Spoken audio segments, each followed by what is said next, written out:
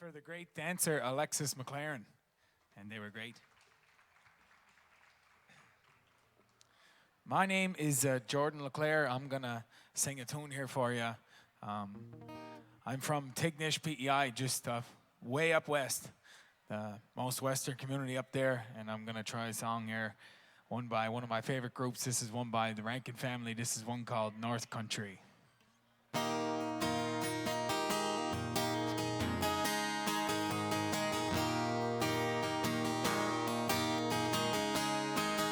I'm heading back to the North Country with the cold wind in my eyes. And I'll be there by sunset before the first snow falls. Rustle leaves on the ground, this cold hard rain coming down.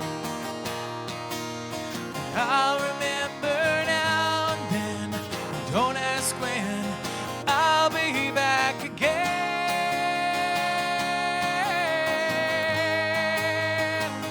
I'll be back again. I had this dream late one night. I'm looking at the gang of the Mo River Drive. Danny, me, and Freddie Wright, giving $1 a day just to stay out of high. Rustle leaves on the ground, this crazy feeling hanging round. Sleeping there on a dark damp earth, for what it's worth, no reason can be found.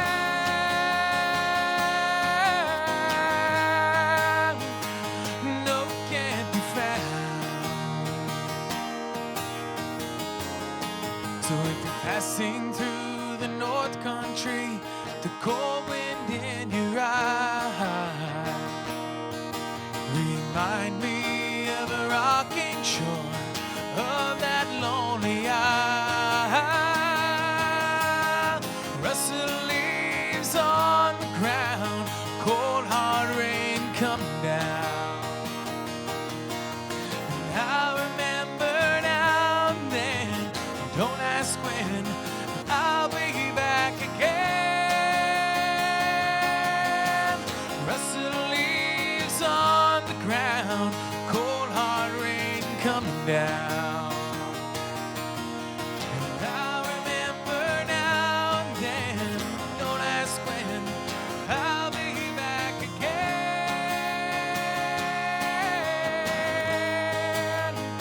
Well, I'll be back again.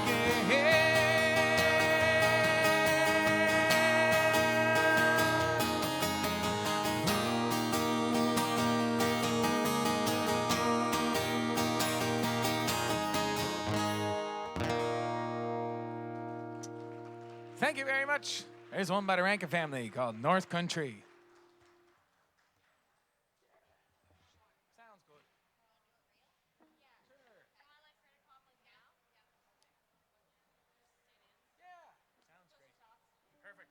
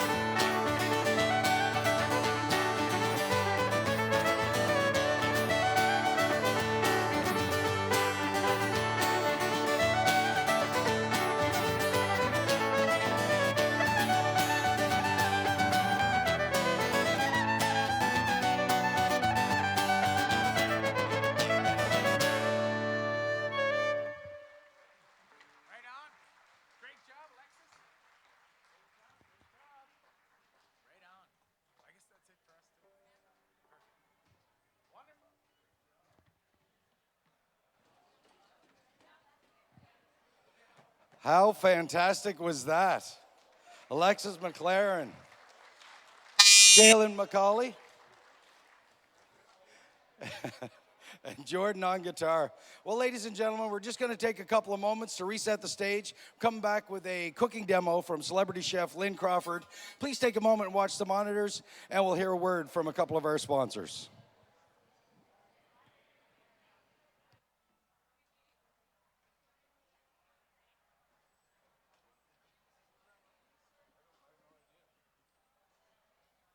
Prince Edward Island is known for great food, for awesome beaches, and authentic people. But let me share a secret. Some of the world's best cookware is made here too. Meyer is everything I want for everyday cookware. Top quality 1810 stainless steel, flared no drip lip, durable riveted handles, and a thick encapsulated base that can really take the heat in my kitchen. Meyer, Canadian-made, everyday stainless steel cookware, so you can impress yourself in your own kitchen. Hi, I'm Chef Michael Smith, and I'm proud to be a part of the team crafting world-class cookware right here on Prince Edward Island.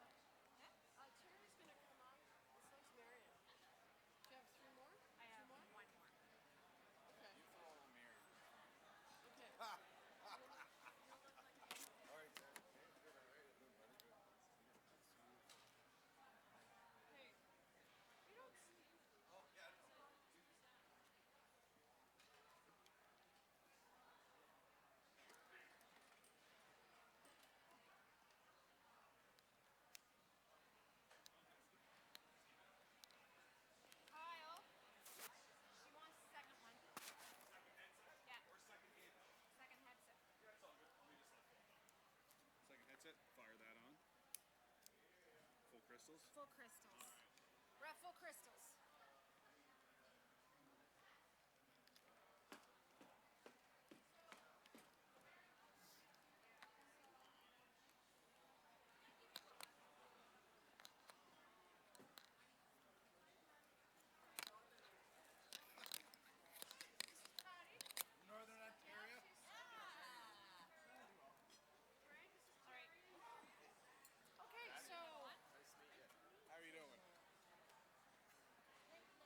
Okay, we'll see. I'll see you soon. I don't know what I'm doing yet.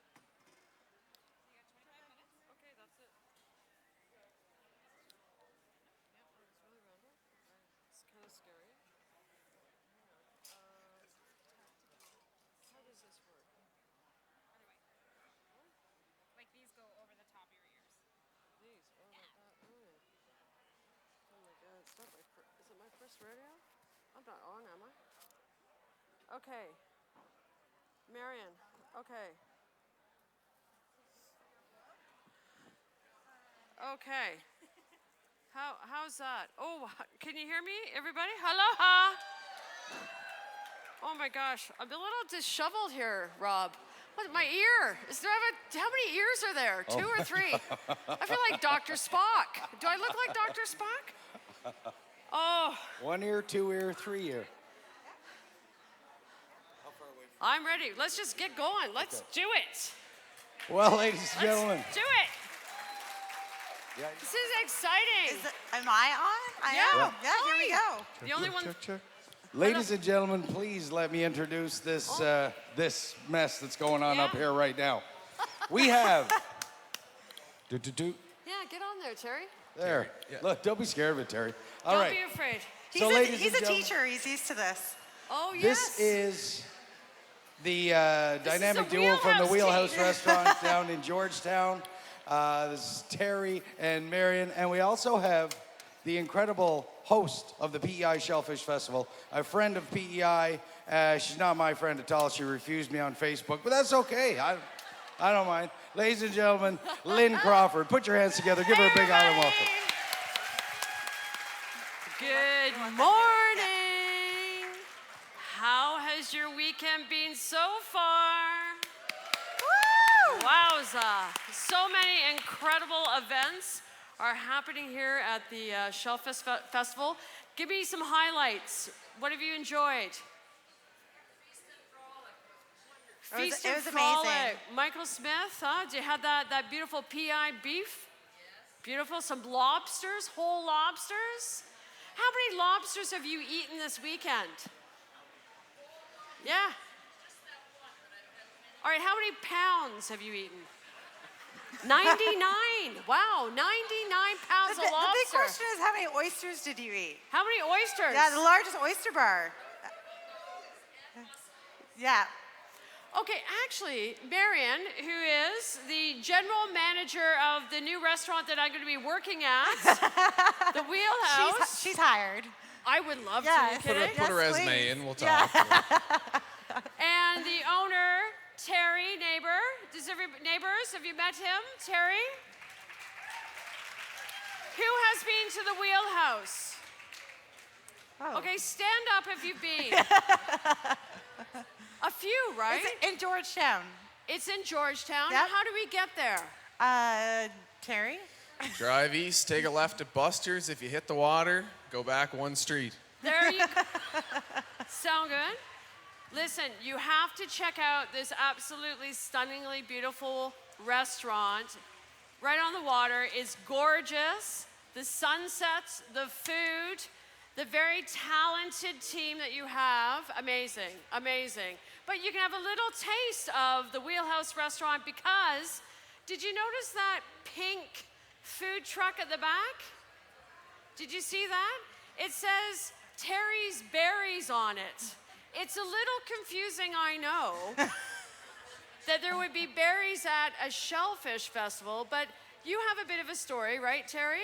That's Yes. your food truck. Yeah, so that's my food truck, and I have a small blueberry farm as well. So that's kind just of the 500 acres. Yeah. 500 acres. just Is small. anybody looking for land in PEI? You could buy a blueberry row. But yeah, so then 500 that's acres, how wow. the Yeah. food truck came to be. Kind of tried to take the farming operation and the cooking side of things and put the two together. So that's where the food truck came from, and then Amazing. that's how the restaurant happened after that. So Terry buys this food truck. It was an ice cream truck, actually. Can you believe that? And now he's making mussel ice cream back there.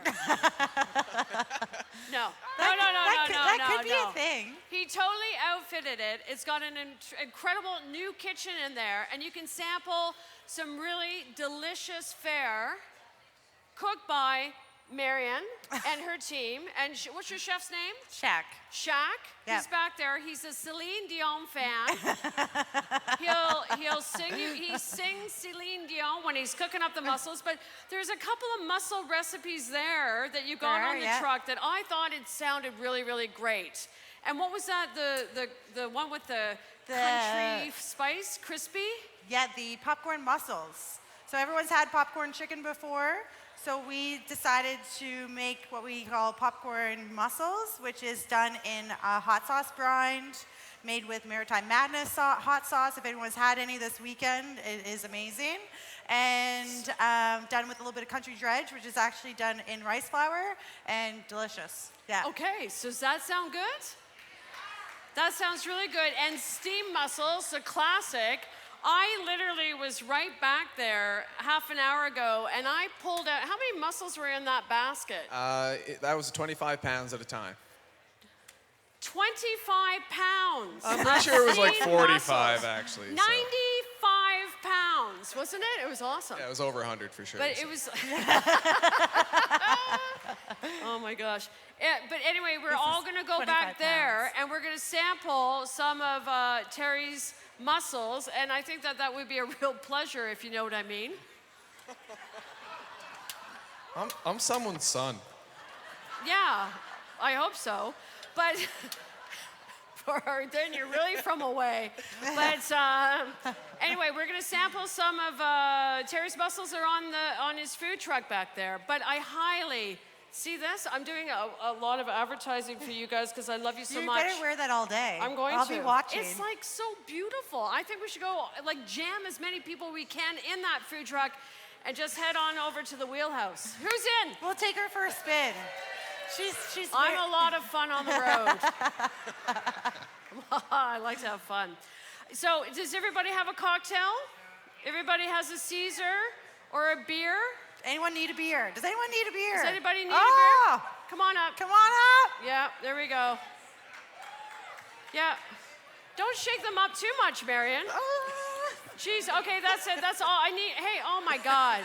I need two. Guys. You can't say that in PEI, Lynn. Buy tickets, tokens. All right. That's it. I'm out. Can I get it? Oh, we I'm need gonna more go to the beer. bar because I do need more beer. Okay, fine. So we've got, well, Terry, I was going to steam some mussels up in beer, but I guess that's not going to happen. Well, we do have some wine if needed, but Well, the other thing we have up here is some clamato. ooh, that could work. You ever done that? You ever steamed some mussels up in some clamato? I have. Anybody? Well, let's do it. Well, let's do it. Who wants to help? Who has never made steamed mussels before? Have you made steamed mussels before? You're lying. Sit down. I was over at your supper the other night. You had mussels. No, you're Patty. You're scaring me. All right, Patty. Patty from Northern Ontario, get up here. And who else? Have you cooked mussels before? The bar is stocked, so there's lots of Alpine if anyone needs beer. Okay, great. Bar is stocked. It's Patty from Northern Ontario, right? Get up here, Patty. Yes. I didn't want to. She's all done in pink, so it's nice. She'll look good up here. And there was somebody else. What are you doing? You want a beer? You want a beer? You want a sample? Okay, well, you can just sit there patiently. Hi. Yeah, nice to meet It's you. going to take, I know, it's going to take a little bit of time. Do you want a beer while you wait? Want a shot of tequila? Okay, Patty, have you met Marion? She's the GM, Yes, right? lovely to meet so you. Patty likes to give Welcome. hugs. That's what they do in Northern Ontario. Give me a hug. Right? Oh, that's nice. Now give Terry a hug. That's what I'm talking about. Beautiful. Okay, so we're gonna have you sit right here. Now there's a few, you've never cooked mussels before, right? Okay, good stuff. So we're gonna put you right here. We're gonna do a little mussel off. I think we should do that. Why don't we do a beer? Do you like beer or wine? Wine. You do? Okay, let me get you a glass of wine. Here you go. Marion, would you like a glass of wine? I'd love a glass of wine. Oh, okay. It's Would 12 you like o'clock, one too? right? It's 12 When in Rome. o'clock. Yeah, you Somewhere. want one? Okay. I feel There's like one- it's there's one for Shellfish Terry. Festival. Like anything goes, right? Here you go. You just tell me when. Tell me when. Tell me when. When? Sorry? Oh, jeez. Don't waste any of that barefoot. That's a lovely Pinot Grigio. There we go. Here we go. It won a gold medal. Oh, Look yeah. at that. Yep. That's, oh, no. Oh, yeah. Okay. Well, let's do a little cheers to Patty. And we're going to, is there something, how do you say good luck when you're here on the island? For the first time ever making mussels. What do you say to somebody? Terrence? Don't screw up. Your family's watching. I don't know. Cheers. Okay, Cheers, don't screw up. Your family's watching. We wish you all the very best. Okay, so we're gonna just run you through it. This is hot, so just be careful. I did turn it We're on. just gonna coach you and really. Oh, I gotta do it? Yeah. You're doing it. Yes. Yeah, I have all the faith and confidence. So, do we start with wine? What about garlic? All right, Patty. We're gonna show you how to do it. Okay. We're just gonna go through the sequence of events. If you want to take notes, you can. Marion, do you want to just grab the buoys behind? Okay. the socks and the boots? Oh, yeah. So the mussels are very important, okay? Who loves mussels? Who loves mussels? That's what I'm talking about. Thank you. You like mussels, right? Okay, so the mussels that are here on PEI are the best mussels mussel in the sock. world. That is a true fact, correct? Absolutely. I have been out on a mussel boat pulling up the socks, and they're not the socks that you got on, Patty, but these are the mussel socks, right? That they grow on. So hold that. They grow off of them. Right, they do. Oh, wow. Isn't that amazing? So basically, I like to dress up when I am cooking mussels, right? Very fashionable.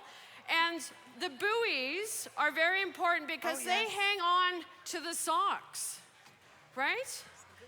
A buoy, You can't lose your lease. Oh, right? yes. So do you want to hold two? It's an accessory. It's beautiful. It's like we went shopping. You can't lose your at lease. the finest. You gotta know where your muscles are. Okay, do you want to limber up before you do these? Okay, good. Yes, and down and up and down and up. Terry, do you think she's ready? I think she's pretty much there. Yeah. Okay, wonderful. That's good. So you can put those down on the side. I'll take now, when you receive the mussels, these mussels are from your friends. Yes, so these are grown in Georgetown by Wayne and Randy Chason, who own W&R Fisheries. And Okay. They're fantastic. So Some of the best do mussels. you want to guess how many pounds are here, Patty? What did you say, 25? This is 20. 25 pounds. So you're gonna cook this bag, this bag of mussels, 25 pounds worth, okay? Can you want to lift that up and just feel the weight of it? It's good, right? Absolutely. Now, at Well House, how many pounds of mussels do you cook a day, We're probably averaging 50 to 60. per right? day. So 4 times that amount, amazing. So, Marion, you ready? Yeah, I'm ready. You're looking good. You got your socks on. Patty, we're going to put into that pan a little bit of the mixture of, we've got some shallots and garlic This is in hot, there. Just be careful there. We're gonna, yeah, oh yeah, this is good stuff. Okay? And then we're going to hit it with a beer. Has this been roasted? It has been roasted. Patty has a nose. Like, she knows. I feel like a whole really, big really old dollop knows. in there. She nailed that. Okay? Oh yeah, and then we're We're gonna, gonna pour get- that beer in there. Yeah. So that's the foundation of flavor for really good yeah, just mussels. keep going, keep and going, beer. keep going. What's wrong with that? Sound good? Oh yeah, that's good right there. Perfect. Oh my gosh, that smells delicious. And now we're gonna add a pound of mussels. Can I taste this first? Do you want to? I would wait. Or go ahead. Oh no, you don't need salt for. You know what? I personally don't like garlicky beer. I like to infuse. Oh, this one's out. Here, Okay, you want this beer instead? Drink this. I Try, got mine. try that. Just keep on drinking. You'll be fine. She's got her wine. She's double fisting. Must be 5 o'clock. Okay, so what we're gonna do now, we're gonna move over to this burner. Is that one on? No. Let's see what's happening here. She doesn't like me. Oh, we ran out of gas. Come on over here. Come on this side. Transfer over. Steve, we're gonna go over to the other side, honey. We're gonna rotate. Okay, we ran out of gas. That's okay. And we're gonna boil up the beer with the garlic and the shallots. And then we're gonna add to it 1 pound of mussels. Okay? So get those mussels in there. And it's gonna come to the boil. Now, what I would like to do is season that up with a little bit of salt and pepper, right? Oh, Marion's saying no. She doesn't want to. We're gonna put the top on here. And then we're gonna chop up some aromatics, okay? So this knife, Terry, maybe you should help out here. Okay. Well, this is a big knife, it's bigger than you. That kind of scares me a lot. Does it? No, I'm kidding. Do you want to? You want to do it? Okay, go for it. This knife, look how big this knife is compared to you. That's a beautiful knife. Okay, so Terry, little scallions in there, right? Yes, yeah, we have some Yeah, green and onions. some parsley. You don't put any salt in your mussels? No, Why? they're so good. Yes. They're clean. They're not cleaned? Yeah, they are. Here. What about the stuff at the bottom? There we go. We'll just go like this. Perfect. You can just, a nice fine dice of those. Oh, now watch your fingers. Yeah.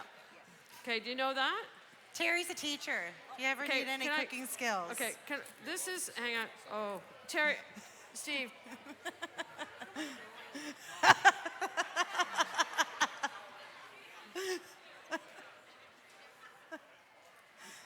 Is this gonna work?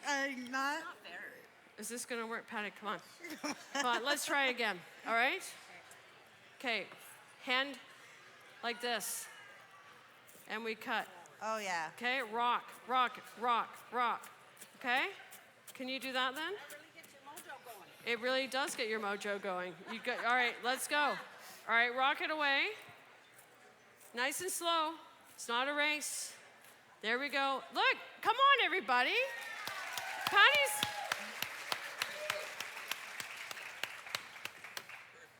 Thank you. It's not bad. What I want you to do, Patty, is take these home with you and practice. Okay? No, we're not done. We're not done.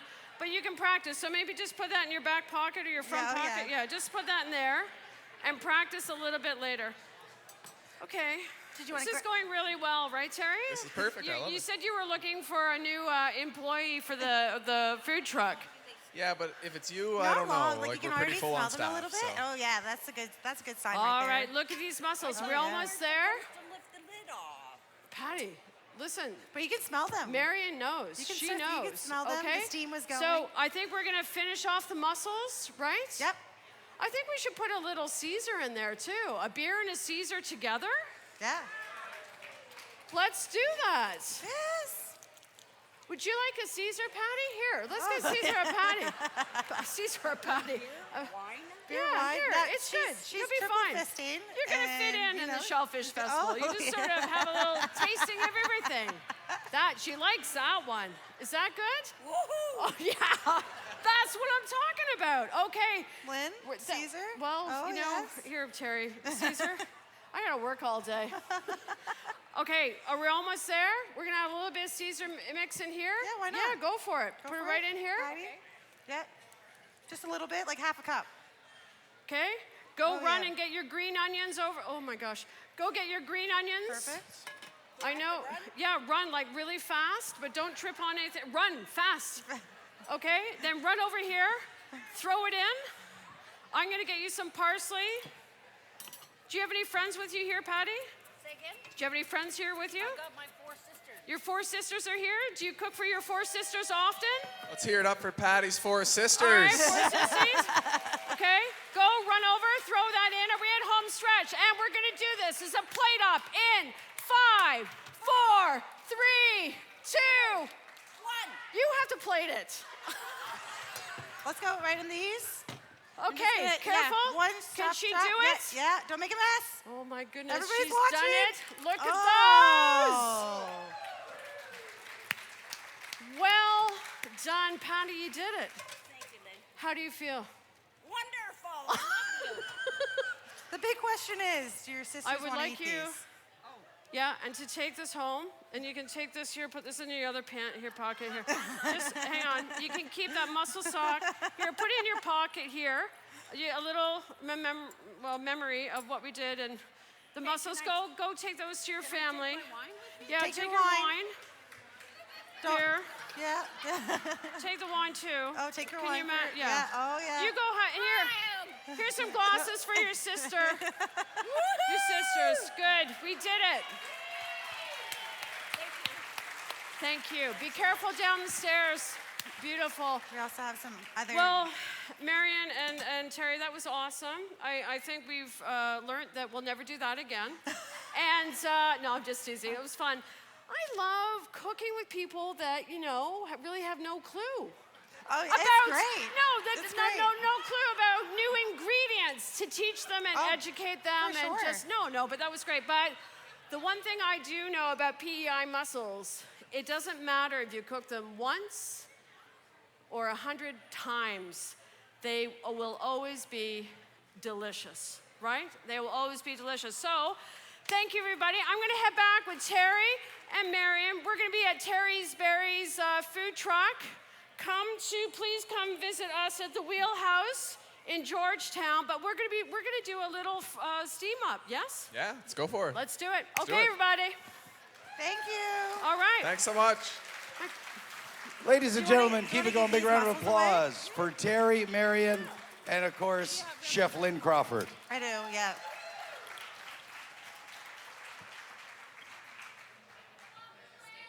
Oh, yeah, you love her because she gave away a ton of booze. Of course you love her. My pants are falling. I love you, Lynn. You're the best Do you want me to get ever. your belt? Well, ladies and gentlemen, we have a lot of competitions that are going to be coming up in the next little bit. We have the Taiwan On competition. For those of you that have never seen this competition, this is the mussel industries, the workers in the mussel industry. It's their competition.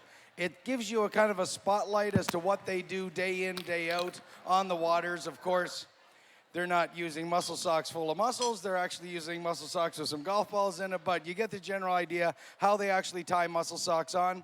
So they set it up as if it's going to be a race. So they tie 3 mussel socks on and then a buoy. So we're going to get set up for that. It's coming up in just a couple of moments' time. Please grab a drink, get comfortable. We'll be right back. All her suitors had come to the wrong end of his gun. As long as he was living, she'd be no man's wife. But I met her neath the stars, and I took her in my arms, and she said, please take me with you when you go. Beneath my father's cruel hand, no longer I can stand. I'll leave with you and he will never know. If I could only fly, if I could build a bridge,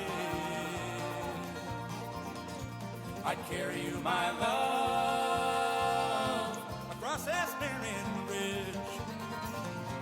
If there were just some way, I'd pull a carriage through the snow and take you over Kelly's Mountain to the village there below, and no one would ever know.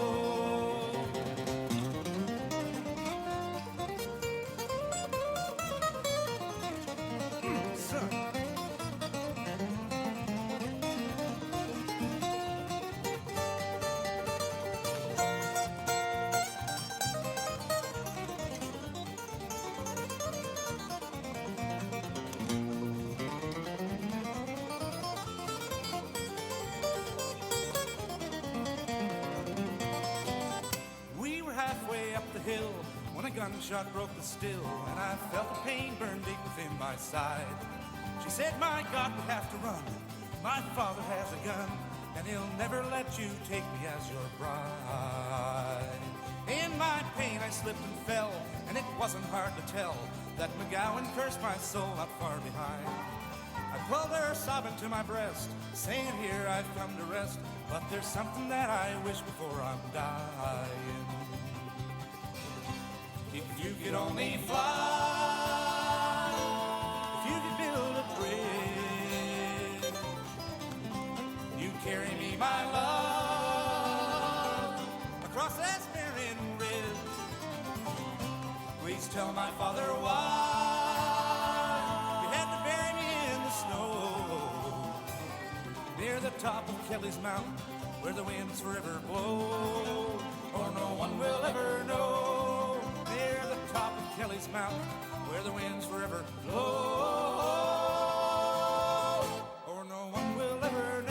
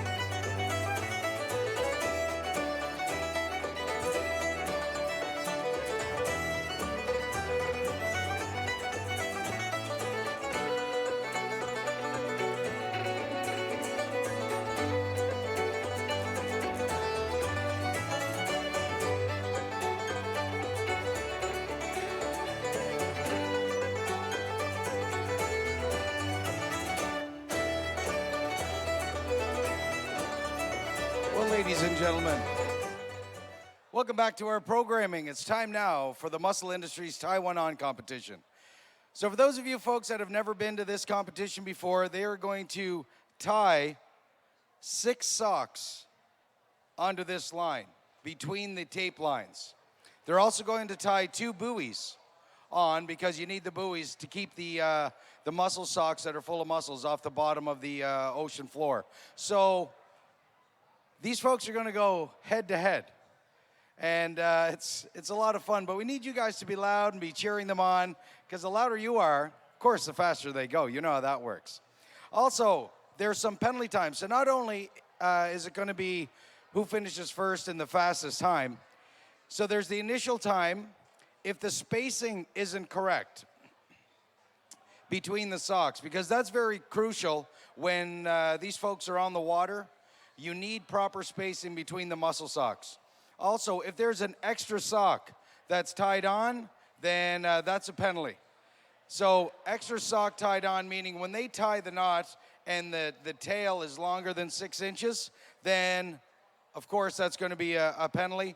And tightness, if the knot is loose, if they can take it and move it, slide it down, that's a penalty. Simply because if you're on the ocean and that mussel sock is full of mussels and that knot isn't tight enough and it's loose, well, that sock can come off, go to the bottom of the ocean. That's lost revenue for the mussel farm owner. So those are what they're timed on. And if they drop a sock over the side of our boat, again, lost revenue. So that's a 30-second penalty for that one. So ladies and gentlemen, now that you know the rules, this is what they're competing for. We have 10 heats. There's 20 individuals that are going to be competing in 10 heats. Third prize, $500. Second prize, $750, and first prize is $1,500. Yeah, that's pretty big cash. But the good thing is they're mussel fishermen and fisherwomen, so none of this will leave the tent. They will drink every nickel of that prize money. I will guarantee you that. So ladies and gentlemen, without any further ado, time to meet our first 2 competitors.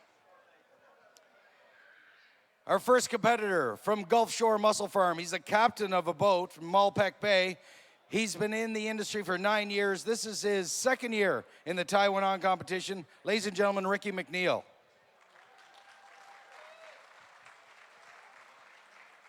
Going against Ricky from Simpson Aqua Farms. He's a boat captain at a Savage Harbor. He's been in the industry for 19 years.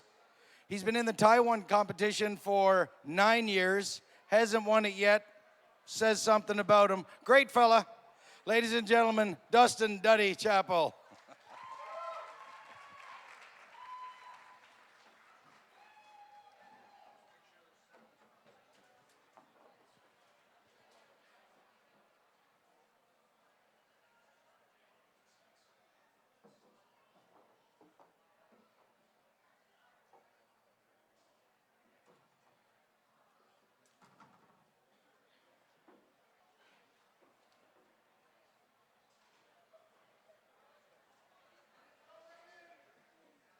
Okay, guys, remember to throw your hands up when you're done so we can stop the timers. Okay, guys, the timer, as soon as they throw their hands up, you're stopping the timers, okay? As soon as they throw their hands up, stopping the timers.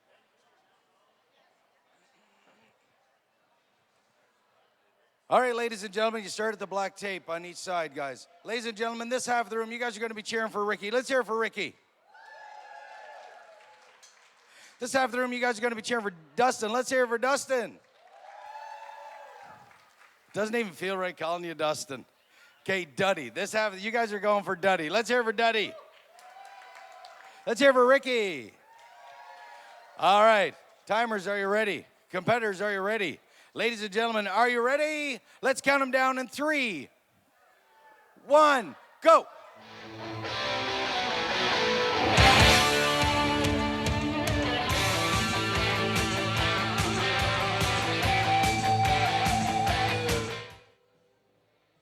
So it's not only about flat time, they also are worried about the length of the tail that is on the sock, how tight the knot is.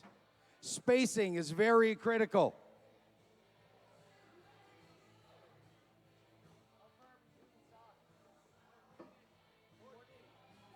14 inches between socks is what they're trying to get, ladies and gentlemen. And of course, they got to get 6 on. Once they get the 6 socks on, then they go for the buoy time.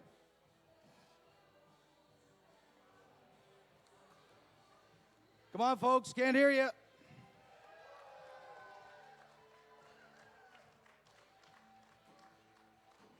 Done. And for Duddy, done. Okay, Duddy's flat time. 1 minute 4.90 seconds. And for Ricky, 1 minute flat, 0.06. Okay, now the judges, and this is one neat thing about the competition, they automatically judge right now for each competitor. They take the measurements, not only of the tail length, but of the sock width, and they do the scores right away. We will be taking the top 4 competitors from this event, and after they have a little break, and we're going to bring some music back on stage, then we'll be going right back into the finals of the top 4 with only 3 getting into the prize money.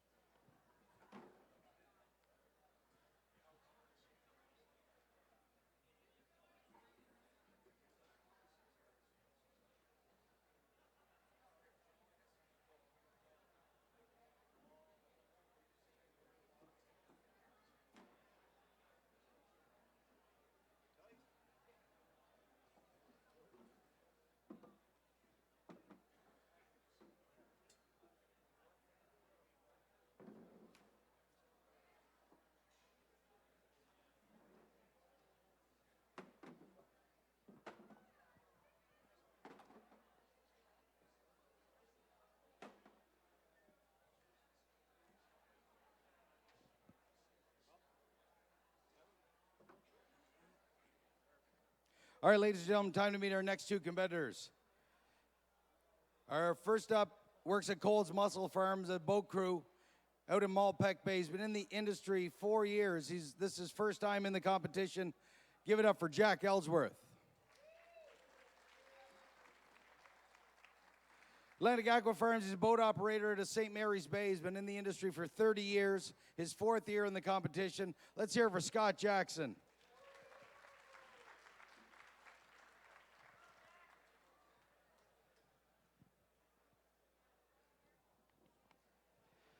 This is literally the rookie against the veteran. Let's see how they do. I know Scott's nervous. Not even a little bit. All right, guys, you both ready? Timer's ready? Ladies and gentlemen, are you ready? All right, this half, you guys got Jack. Let's hear it for Jack. Let's hear it for Scott over here. All right, folks, let's count them down. 3, go. All right, folks. They got to make sure that they get them spaced, they get them tight, and they get the measurements correctly. Jack's off to a quicker start. He's got 3 down now. He's working on number 4. Scott's got 3 down. He's going at a controlled pace, making sure that he gets everything right so that there's no penalty time. All right, folks, we've got 5 on now. Here comes number 6.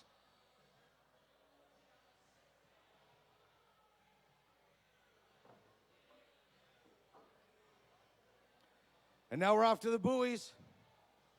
Jack starting on his first buoy. Scott starting on his first buoy. Come on, folks, can't hear you. Let's go. Jack.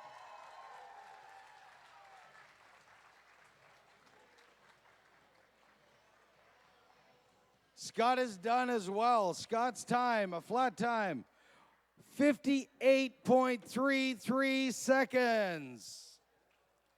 And Jack's time, 49.57.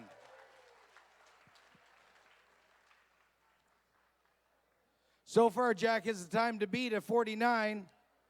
We'll wait and see how the penalties add up, if there are any.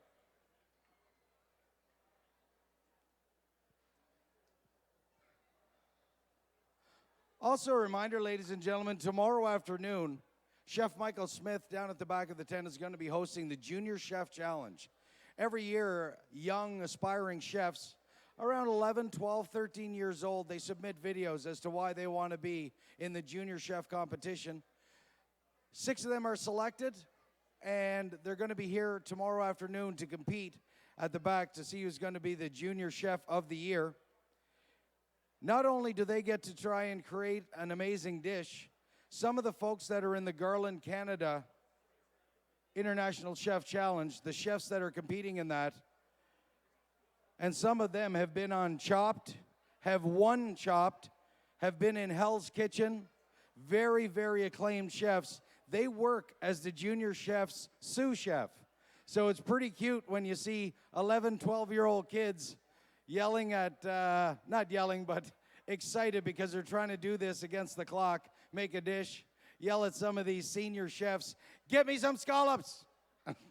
Yes, chef. And the older ones are running. It's pretty good. So if you want to check that out, Chef Michael Smith's going to be hosting that at the Garland, Canada Stadium stage right at the back of the tent.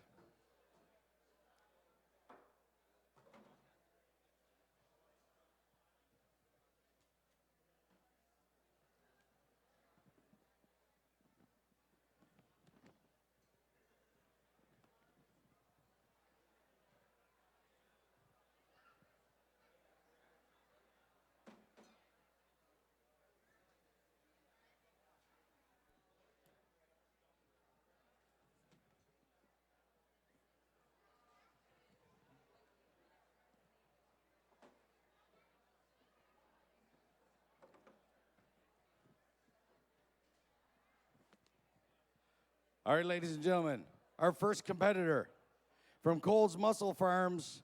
He's boat crew at a New London Bay. He's been in the industry for 13 years. Give it up for Johnny Ford. And going against Johnny from Atlantic Aqua Farms, he's a boat operator at a Georgetown. 11 years in the industry, his 3rd year in the competition. Give it up for Alan McLeod.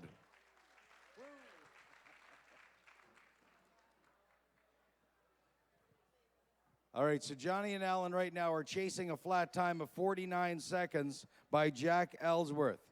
That is the record so far. So you folks, you guys are going to be cheering for Johnny. Let's hear for Johnny over here. What'd you do to them, Johnny? I don't know. All right, you guys are going to be cheering for Alan. Let's hear for Alan. He paid them off. He had to have paid them off. All right, let's hear for Johnny once more. That's better. Let's hear for Alan. All right, timers are ready. Competitors are ready. Ladies and gentlemen, are you ready? Let's count them down in 3. Go. All right, off to a fast start. Johnny's got 1 down already. Alan's got 1 down. Here's Johnny with number 2. Now number 3 coming up from both competitors. They are neck and neck, ladies and gentlemen. Alan jumped into a quick lead. He's got 3 down. Here comes number 4. 4 down for both competitors. There comes number 5. Oh, Johnny lost one over the side. That's going to be a penalty time.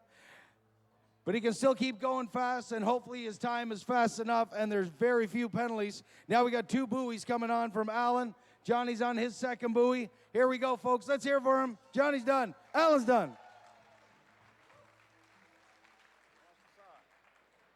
So Johnny had a time of 39.74 with a lost sock.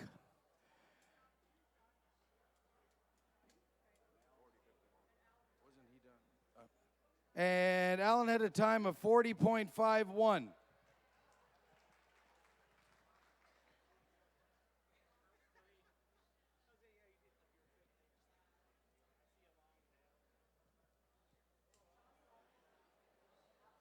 So now Johnny's time is the time to beat, but unfortunately with a 30-second penalty, that's going to be tough to make up because he dropped a sock.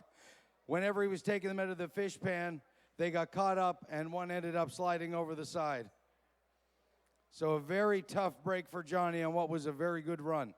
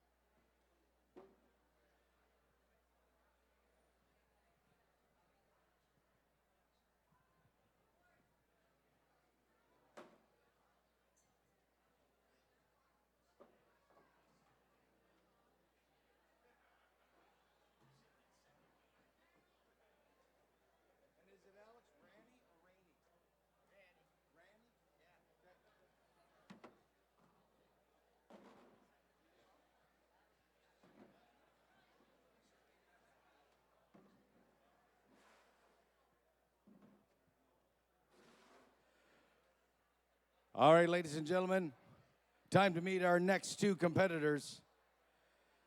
From the Gulf Shore Mussel Farm, he's a deckhand at Amalpec Bay. He's been in the industry for 10 years, his second year in the competition. Give it up for Alex Ranney.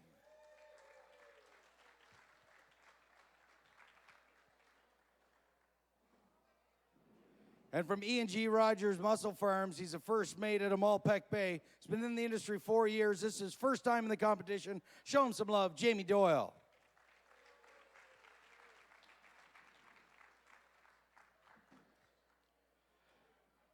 So again, flat time is 39.5 seconds. So these guys are going to be going for that time. What?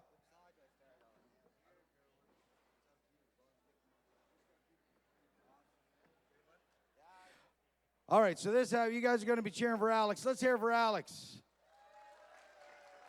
You guys are going to be cheering for Jamie. Let's hear it for Jamie. Why do they hate these two so much? Let's hear it for Alex. That's better. Let's hear it for Jamie. All right, competitors are ready. I'm going to get hit right in the head with a buoy here. All right, I'm going to step back. Timers are ready. Competitors, are you ready? Ladies and gentlemen, are you ready? Let's count them down in 3, 1, go.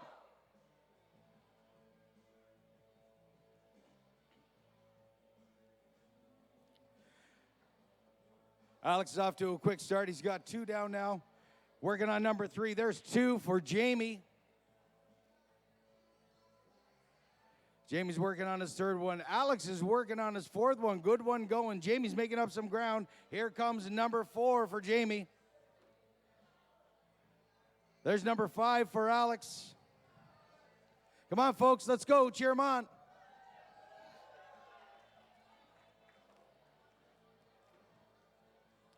Alex is on his last sock already. He's moving on to the buoys. Jamie has 1 more sock left, and then he goes to the buoys. Come on, folks. He's nearly done. Done. All right, come on, Jamie. You got 1 more to go. Let's hear for him. Done. Jamie had a time of 57.01. Alex had a time of 51 flat. Our flat time to beat is still 39.57.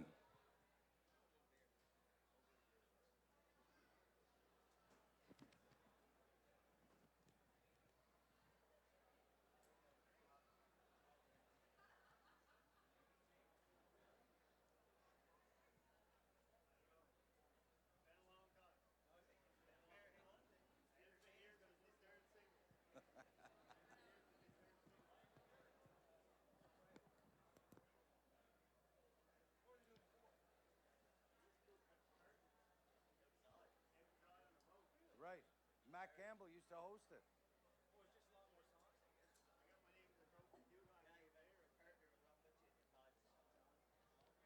Yeah, that's right. One started at one side, right? And one started at the other, and you met each other in the middle.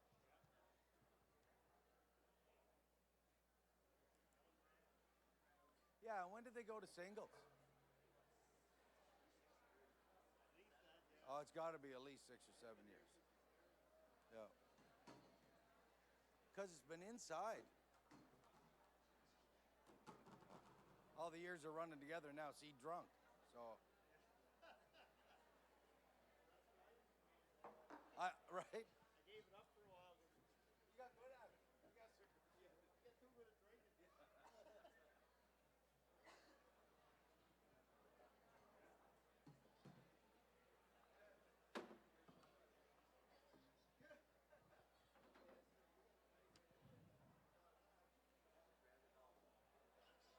All right, so we're getting set to reset the stage. We're just taking the last couple of socks off. Okay. So this is heat number 5 out of 10. So we throw an easy one in it for you. These guys have been doing this a long time. So first up, from Atlantic Aqua Farms, he's the Bay manager in New London Bay. He's been in the industry for 20 years, 6 years in the Taiwan competition. Let's hear it for Shane Bernard.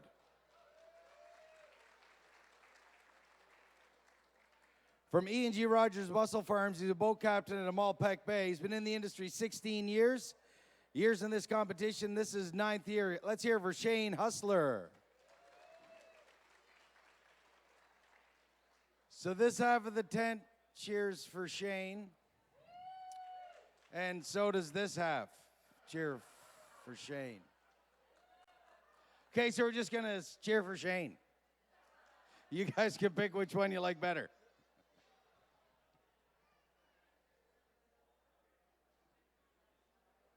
So actually, the boys made a good point. This competition used to be doubles. It wasn't head-to-head. It was, so these two guys would be on the same team, and we used to do it right out back there, right where you're using the facilities now, right where the porta potties are. And there used to be an actual boat. We'd haul a boat in here, and the crew would get up in the boat and tie the mussel socks onto the boat. So it was a different competition, but we wanted to bring it inside to showcase it. But when we did that, we decided to go head-to-head. So, ladies and gentlemen, let's hear it for Shane 1. Let's hear it for Shane 2. That's Dr. Seuss, thing 1 and 2. I love it. Okay. All right, competitors, are you ready? Timers, are you ready? Ladies and gentlemen, are you ready for Shane Fest? All right, count them down in 3, 2, 1, go.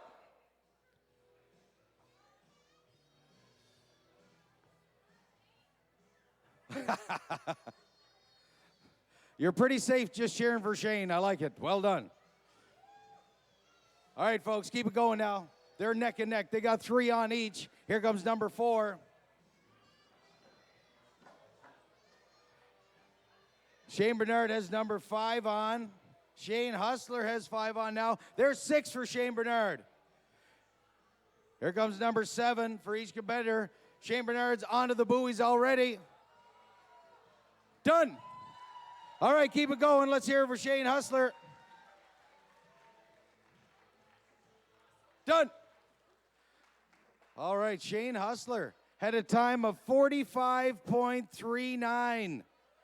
Shane Bernard, the new fastest time, 37.96.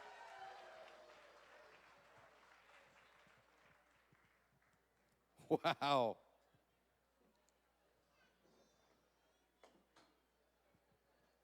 All right, so now the new fastest time without losing a sock is 37.96.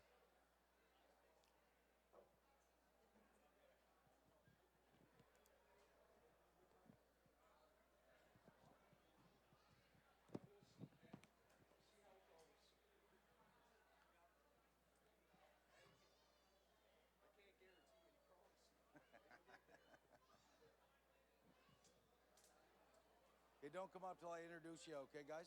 Yeah, thanks.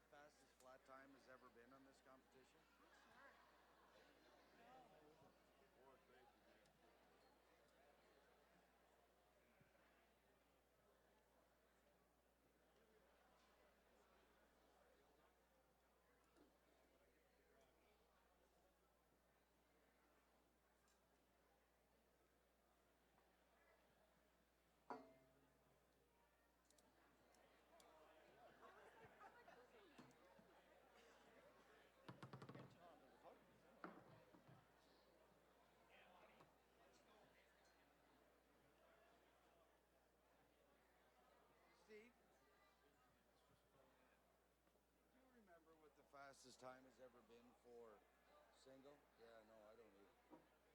I know it was crazy quick, though. Neil Ellsworth, maybe?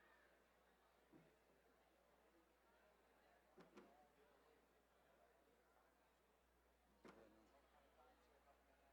37's been the fast, or 20s, yeah.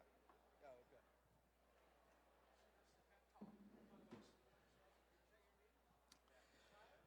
All right, ladies and gentlemen. Our next two competitors. Our first one works for Atlantic Aqua Farms as a deckhand at a St. Mary's Bay. He's been in the industry for 3 years. This is his first Taiwan competition. Give it up for Tyler Compton. And going against Tyler from Getson's Mussel Farms, he's a first mate at a Savage Harbor. He's been in the industry 12 years, 2 years in this competition. He's also known for being an exotic dancer. Give it up for big sexy Jesse Levi.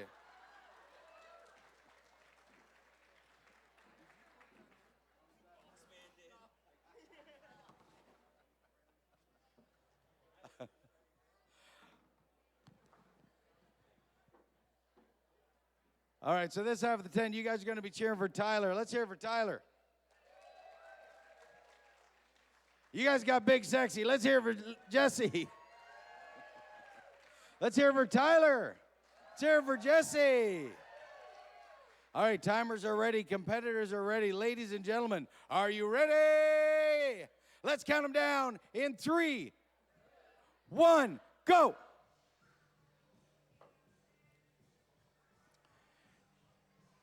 All right, Jesse's off to a fast start. He's got one down. There comes number 2. Tyler's got his second one down. It's all about fastest flat time, and they're trying not to get any penalties as well. All right, we've got 4 down now from Jesse. Here comes number 4 from Tyler. Come on, folks, we can't hear you up here. There's number 4. Jesse's got 5 down now. Tyler's working on number 5.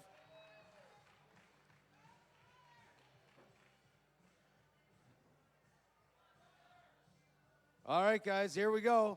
There's the 7. Here comes the buoys now from Jesse.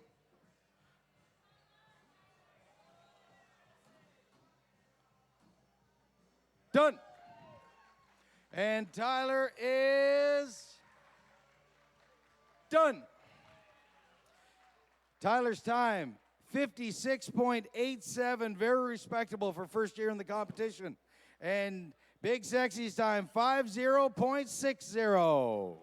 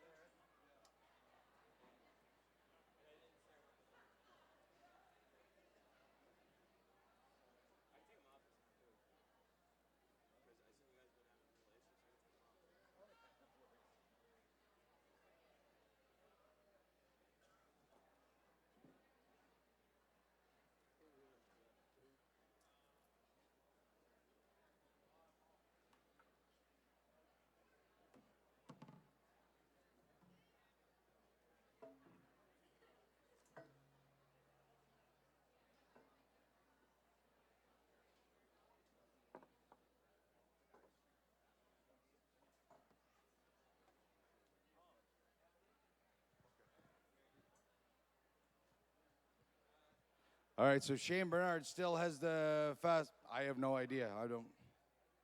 Shane Bernard still has the fastest flat time of 37.96.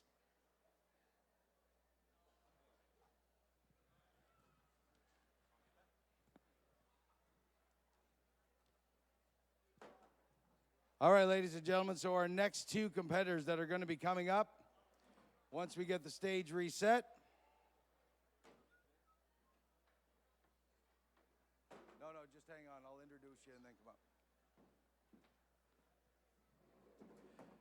From E.G. Rogers Mussel Farms. He's a first mate at Amalpec Bay. He's been in the industry 8 years. His second year in this competition. Let's give it up for Kyle Albert, a.k.a. McLovin.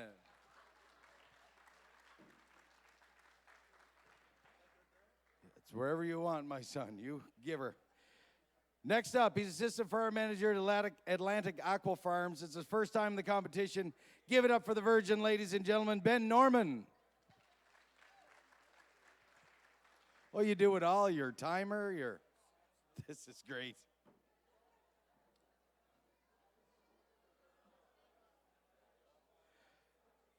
All right, so this half of the time, you guys are going to be cheering for McLovin. Let's hear it for McLovin, ladies and gentlemen. You guys are going to be cheering for Ben. Let's hear it for Ben over here. Competitors, are you ready? Timers, are you ready? Ladies and gentlemen, are you ready? Let's count them down in 3. Go!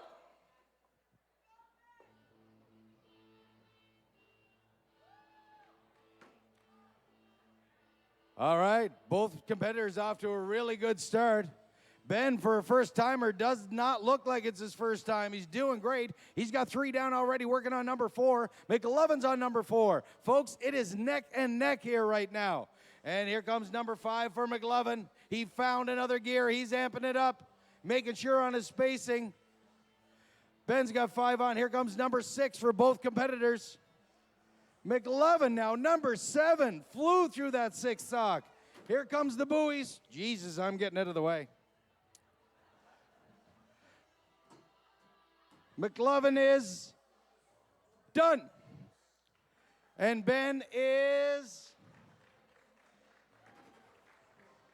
done. Ben's time, very respectable, 55.21. And McLovin comes in at 48.16.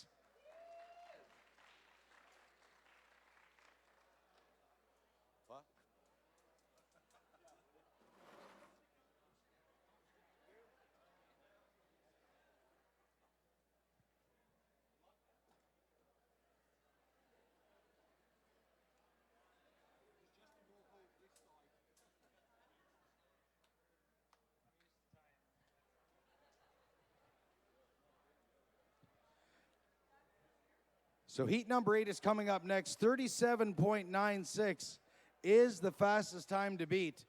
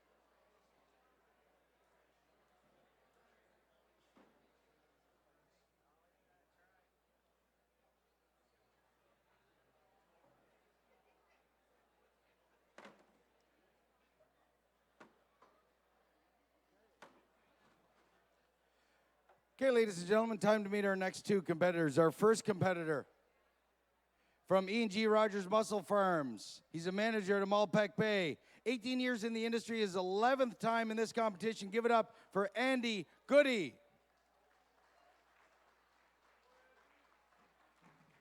Or it could be Gadet. Just depends where you're from. Not Goody. He's from the Goody part. All right, going up against Andy from Atlantic Aqua Farms, a deckhand out of Orwell.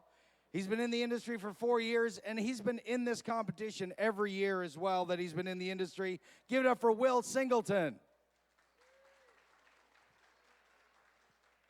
So this half the time, come on, give it up. Let's hear it for Andy, ladies and gentlemen. Let's hear it for Will. Let's hear it for Andy. Oh, boy, we lost the crowd on you, Andy. I'm not sure. That's okay. Maybe it's all those years as a male model. I don't know. They just get tired seeing you in the Sears catalog. All right, this half of the tent, you guys are going to be cheering for Andy. This half for Will. Timers, are you ready? Competitors, are you ready? Ladies and gentlemen, are you ready? Let's count it down in 3. Go.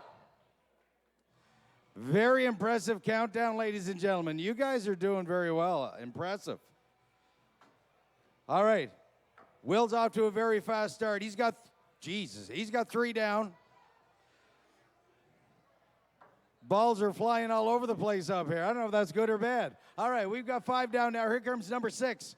Number 6 for Will. And he's right behind him. He's working on number 5. Will's on the buoys already. Done.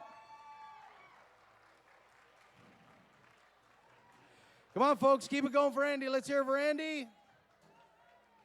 Done. Andy at a time of 43.71. The new time to beat, ladies and gentlemen, Will has a time of 34.42.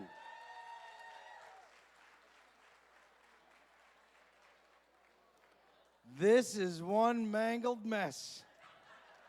Well, sir, if that was on the boat, he'd be fired. This is awesome. He's got a little tail. He's got a lot of tail. That's good in some circles, but not good here, I don't think. Oh, sorry, I shouldn't have said that. Oh, never mind. Morning after, sometimes my inside words come out without that filter thing.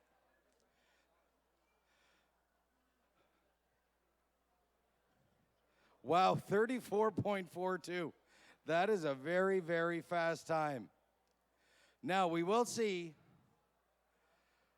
what the penalties come in at. We are flipping the page to our last 2 heats. These are the big boys from last year. These are your winners, ladies and gentlemen, or the top 4, I should say, from last year. I will be reading their last year's times, but keep in mind, that is their times, including penalty times added on. Our fastest flat time so far is 34.42 from Will the Thrill Singleton.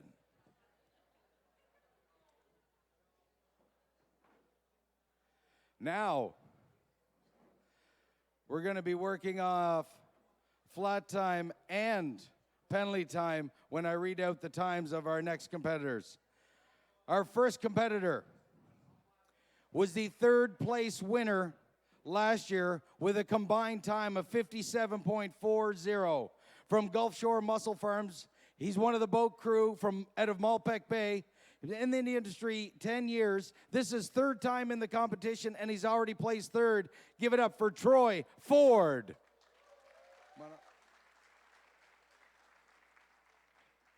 Going up against Troy from Coles Mussel Farms. He's a farm manager at Malpeque Bay. He's been in the industry 18 years. He's been in the Taiwan competition every one of those years. He's last year's 2nd place winner with a combined time of 44.46. Give it up, Neil Ellsworth.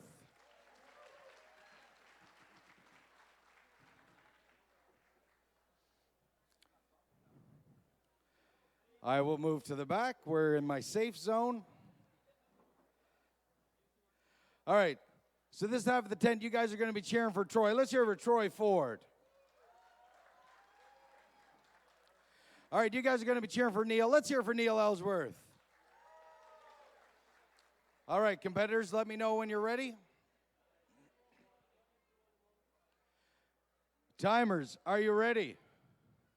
Competitors, are you ready? Alex Douglas, are you ready? Ladies and gentlemen, are you ready? Let's count them down in 3, 2, 1, go. All right, ladies and gentlemen, these are the big guns. Let's see if somebody can break that 20-second barrier. We are going lightning quick. They're neck and neck. Each of them are on their fourth sock. Here comes number 5 from Neil and number 5 from Troy. Neil's got 5 down. Here comes 6. Number 6 from Troy. Here comes 7 from Neil. Here come the buoys, ladies and gentlemen. Come on, let's hear it for them.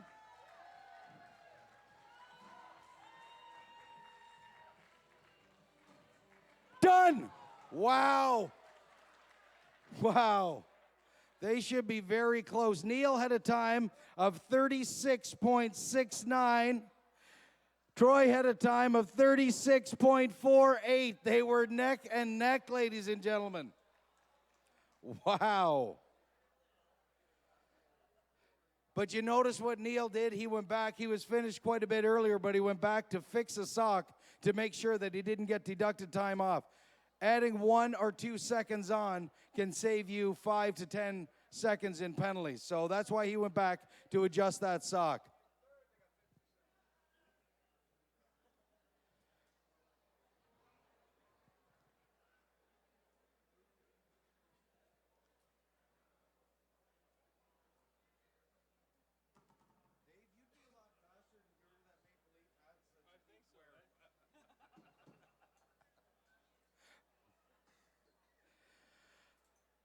All right, ladies and gentlemen, they're just going over the timing. They're going over the penalties. Both of them had very, very good-looking runs.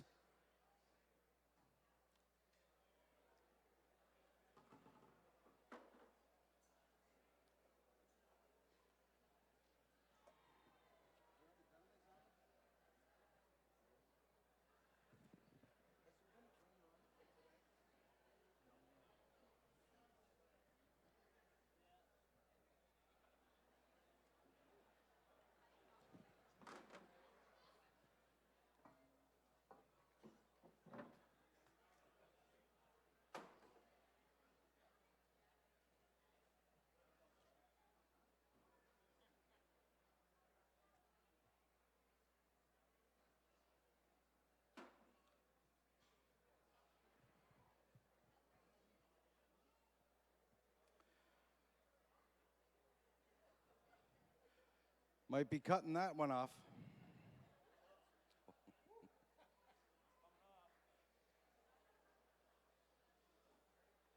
Neil was making sure he wasn't going to get any tightness penalties. Is that right?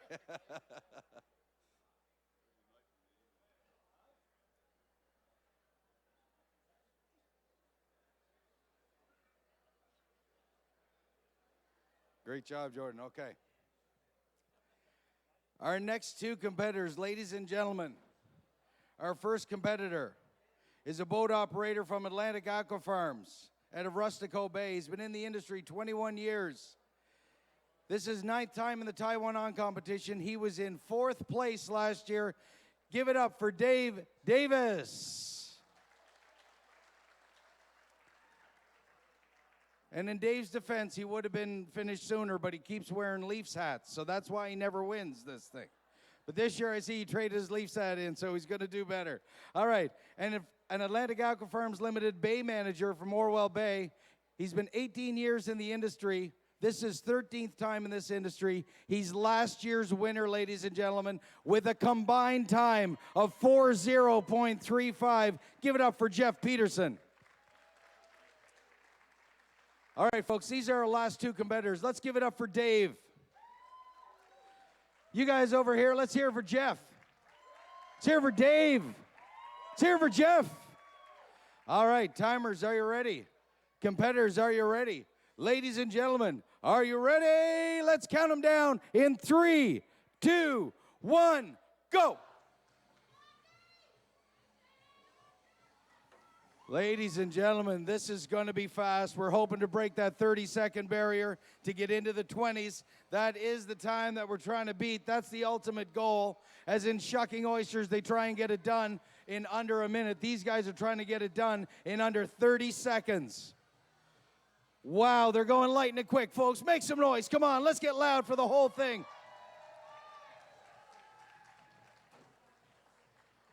Done. And Dave is done.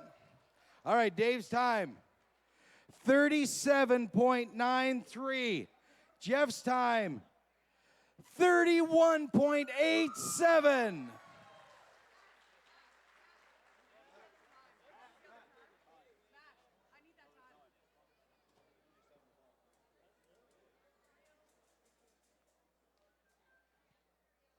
Ladies and gentlemen, a round of applause for all the competitors in the Taiwan competition. What an amazing job they did.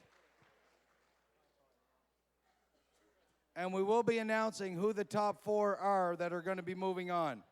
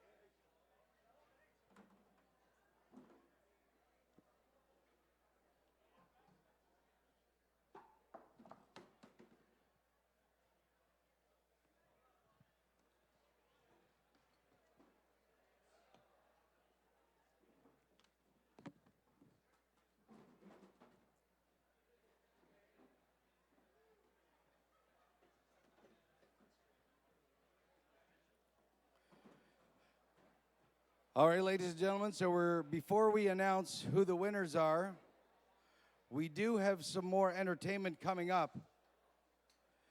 As soon as we get the stage reset and we announce who the winners are, we're going to be going on to the final. We will be bringing some more entertainment for you. And then a little later on, down at the back at our stadium tent at the Garland Canada Kitchen stage, we have the Garland Canada International Chef Challenge, and our top 6 are going to be going to see who is going to be moving on to compete tomorrow and a chance to win $10,000.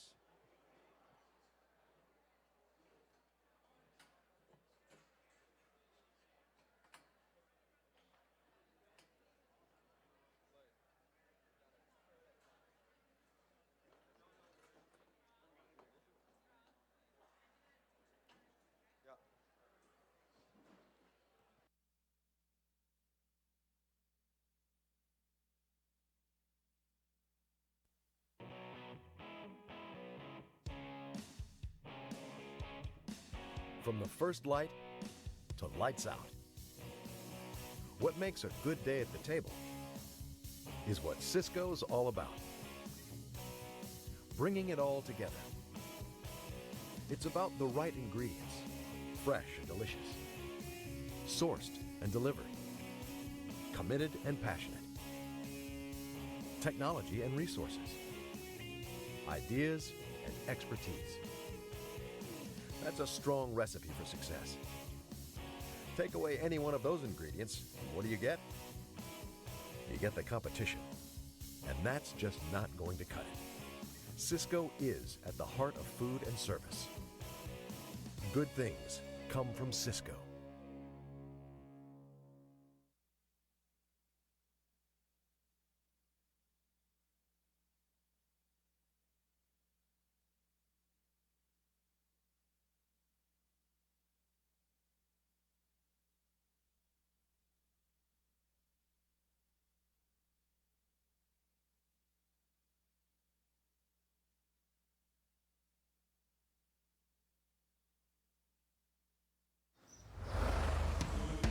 Our roots might be simple, but our methods are far from it. As the world changed, we made a pledge to lead, not follow. To make the health of our herd, the quality of our milk, and the sustainability of our practices a core part of what we do. That's dairy farming forward. That's what this symbol stands for. Dairy Farmers of Canada. So, ladies and gentlemen, it is official now. We do have our top 4 who are going to be coming back to compete for the prize money. The time that I'm going to be reading out is with penalty times added on. So currently sitting in 4th place with a combined time of 57.96, Shane Bernard.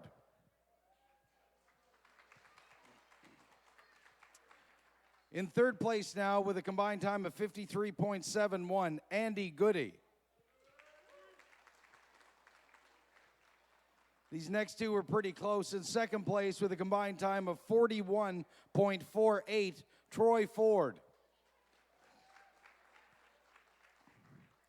And currently sitting in 1st place with a combined time of 41.87, Jeff Peterson. So those are the 4 that are going to be coming back up on stage in about a half an hour to compete in the finals of the Taiwan On and a chance to win $1,500 for 1st place prize money.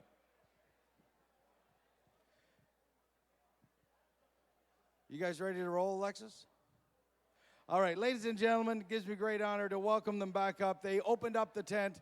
Please welcome back Alexis, Kaylin, and Jordan.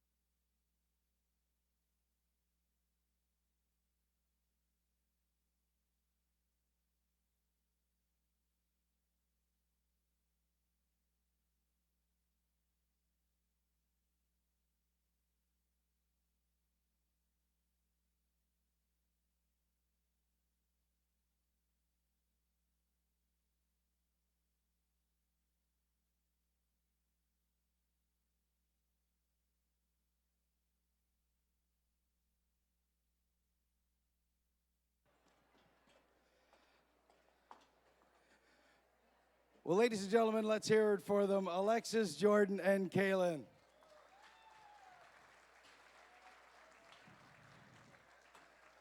And if you know Alexis' dad, Kent, you know where she got her light feet from. Kent's a fine dancer at any legion across PEI, aren't you, Kent?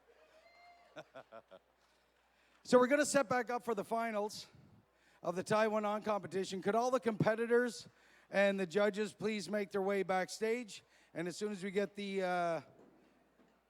our boat set up, we're going to start the competition.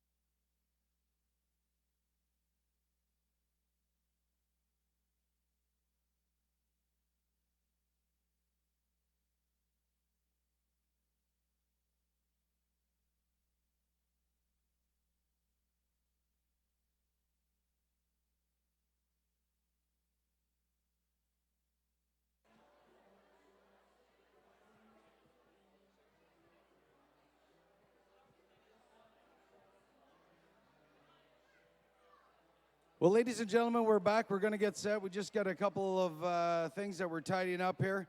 And folks, if you're traveling throughout the Maritimes, there's a ton of things to do. We had the privilege of having the commissioner of the Canadian Professional Soccer League, Dave Clanigan. He's been here for the last couple of days checking things out. And for those of you that don't know, Halifax, right here in the Maritimes, has a team in that league. And they're playing actually this afternoon over just down from Citadel Hill. They're playing on Wanderers grounds, and they've got a great environment. They've got disc jockeys that are playing, and they have these neat little food trucks set up where you can get the best shawarmas with this reddish turnip in them. It's absolutely brilliant, ladies and gentlemen. So if you're in the Halifax area, check out the Wanderers games as well. And thanks to Dave Clanigan from the Canadian Professional Soccer League for joining us here at the Shellfish Festival.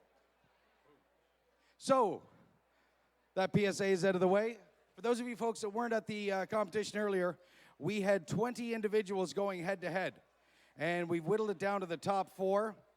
What they're going to be doing is tying on 7 socks, and they're going to represent a muscle sock. They are muscle socks. They have golf balls in them, but it's going to simulate as if they were full of muscles, and they're going to be tying them on to the side of our makeshift boat.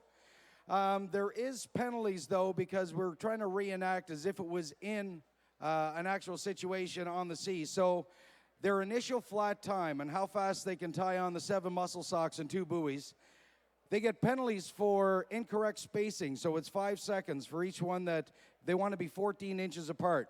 Extra sock, meaning if there is too long on the knot, if there's more than 6 inches of the tail, it's called, it's 5 seconds for every one of those.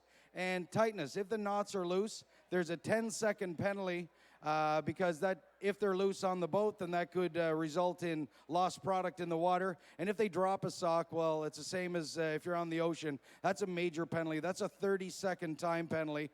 We had one of those in the first heat, so you certainly don't want to do that. It would put you out of this competition because these guys are running very, very tight.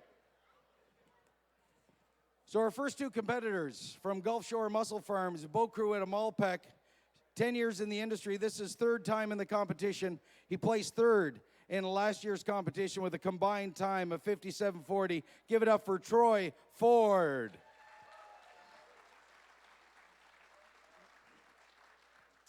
Troy's going to be going up against last year's winner, trying to defend his title. Works for Atlantic Aqua Farms. He's a bay manager out of Orwell Bay. He's been in the industry 18 years. He's been in this competition 12 times previous to today. He is last year's winner with a total combined time of 40.35. Give it up for Jeff Peterson. All right, so this half the tent, you guys are going to be cheering for Jeff. Let's hear it for Jeff. This half, you guys are going to be cheering for Troy. Let's hear it for Troy, ladies and gentlemen. That's what we want. We need to be loud up here. Let's hear it for Jeff. Let's hear it for Troy. All right, timers, are you ready? Competitors, are you ready? Rob, get out of the way. Ladies and gentlemen, are you ready? Let's count them down and make some noise in 3, go. 1 lost sock right off the bat. Troy, very unlucky there. He's going to have a 30-second time penalty. Still going to try and finish, go as fast as he can. Jeff's off into the races. He's got 4 down right now. He's working on number 5. That's how easy it can happen, ladies and gentlemen. When they're going this fast, mistakes can happen. Jeff's onto his buoys. Troy's onto his buoys. Done. Troy's done. Troy had a flat time of 34.90. Troy's time, 34.90, but he did have a drop sock. Jeff's flat time, 33.49. So now the judges are going to examine to make sure, as I talked about before, the tightness, the length of the tail or the extra sock that's there, as well as spacing. They have to be about 14 inches apart.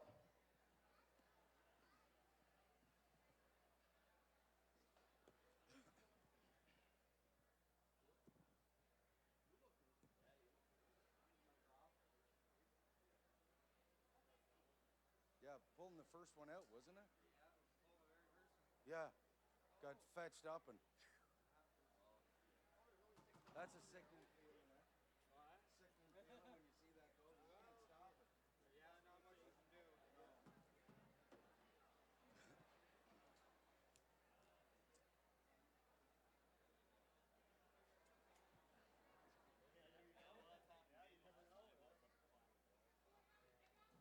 So what you want to be doing is throwing socks out of their bin, out of their pan, and throw them over. Yeah, maybe the whole bin.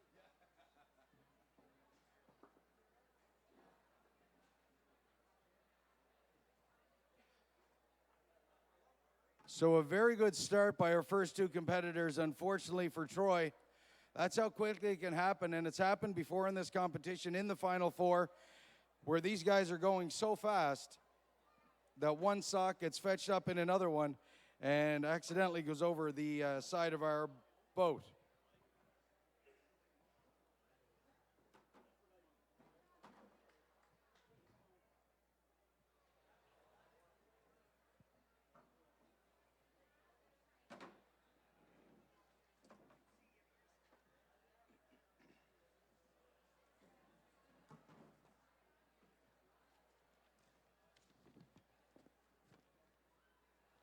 So our final two competitors, ladies and gentlemen, from Atlantic Aqua Farms. He's a bay manager at a New London Bay, 20 years in the industry. This is 7th time competing. Give it up, Shane Bernard.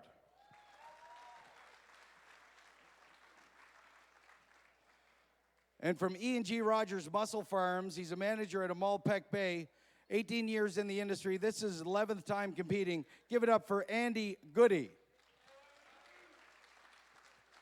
All right, so you guys are going to be cheering for Shane. Let's hear it for Shane. Let's hear it for Andy, ladies and gentlemen. Let's hear it for Shane. Let's hear it for Andy. All right, these are our final two competitors. Please be loud. Show them your love, ladies and gentlemen. Timers, are you ready? Competitors, are you ready? Ladies and gentlemen, are you ready? Let's count them down in, whoa, whoa, whoa, whoa, whoa. Little premature on that one. You don't ever want that handle associated with you. Okay. Let's try this all over again. Andy's just jittering. He's like a cat, long-tailed cat in a room full of rocking chairs. All right. Let's count them down, ladies and gentlemen. Get them going. In 3, 2, 1, go.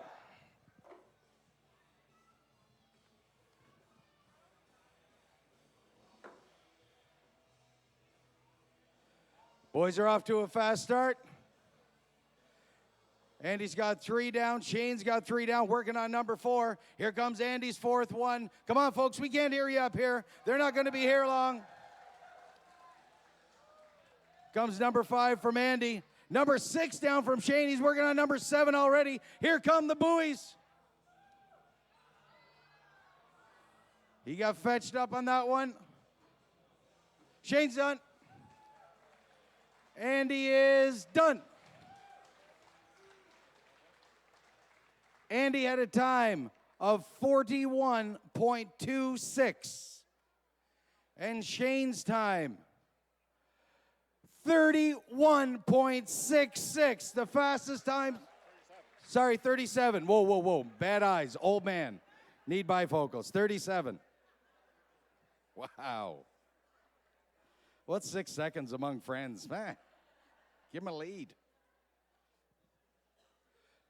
So, ladies and gentlemen, we aren't going to be announcing the winner until 5:30 this evening, correct? 5:30. I know, look. Oh, that means these mussel fisher people are going to be here drinking all day. So that could be kind of messy. They'd be falling out of their rubber boots come 5:30, but that's all right. This is a day that we celebrate the workers of the industry as well as the products that they harvest from our oceans. And ladies and gentlemen, we certainly hope you enjoy the fruits of their hard work. How about those mussel fishermen right across PEI and oyster fishermen? And if you want to try some of these beautiful products as fresh as they can be, harvested this week, please see any one of our booths. The fresh oysters right at the back of the tent. Raspberry Point has theirs set up. Remarkable products. Just out of curiosity, how many people have never had an oyster? Oh, goodness, that's awesome. We're going to fix that before the weekend's over. You never have. And you're like, that's not going to be fixed before the weekend's over. I will stab you, fatty, I think is what she just said to me if you come near me with an oyster. Well, they are nature's Viagra. It'll save you a fortune, but you, like, I don't know. As my grandfather used to say, oysters are a wonderful thing. They'll put lead in your pencil. Just make sure you have somebody to write to.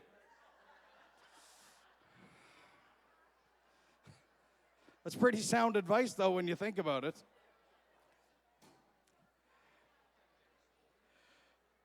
So, ladies and gentlemen, again, thank you to all the competitors. Big round of applause for all of them, especially to the Final Four. And a big thanks to the folks in the mussel and oyster and clams and quahog industry right across the island.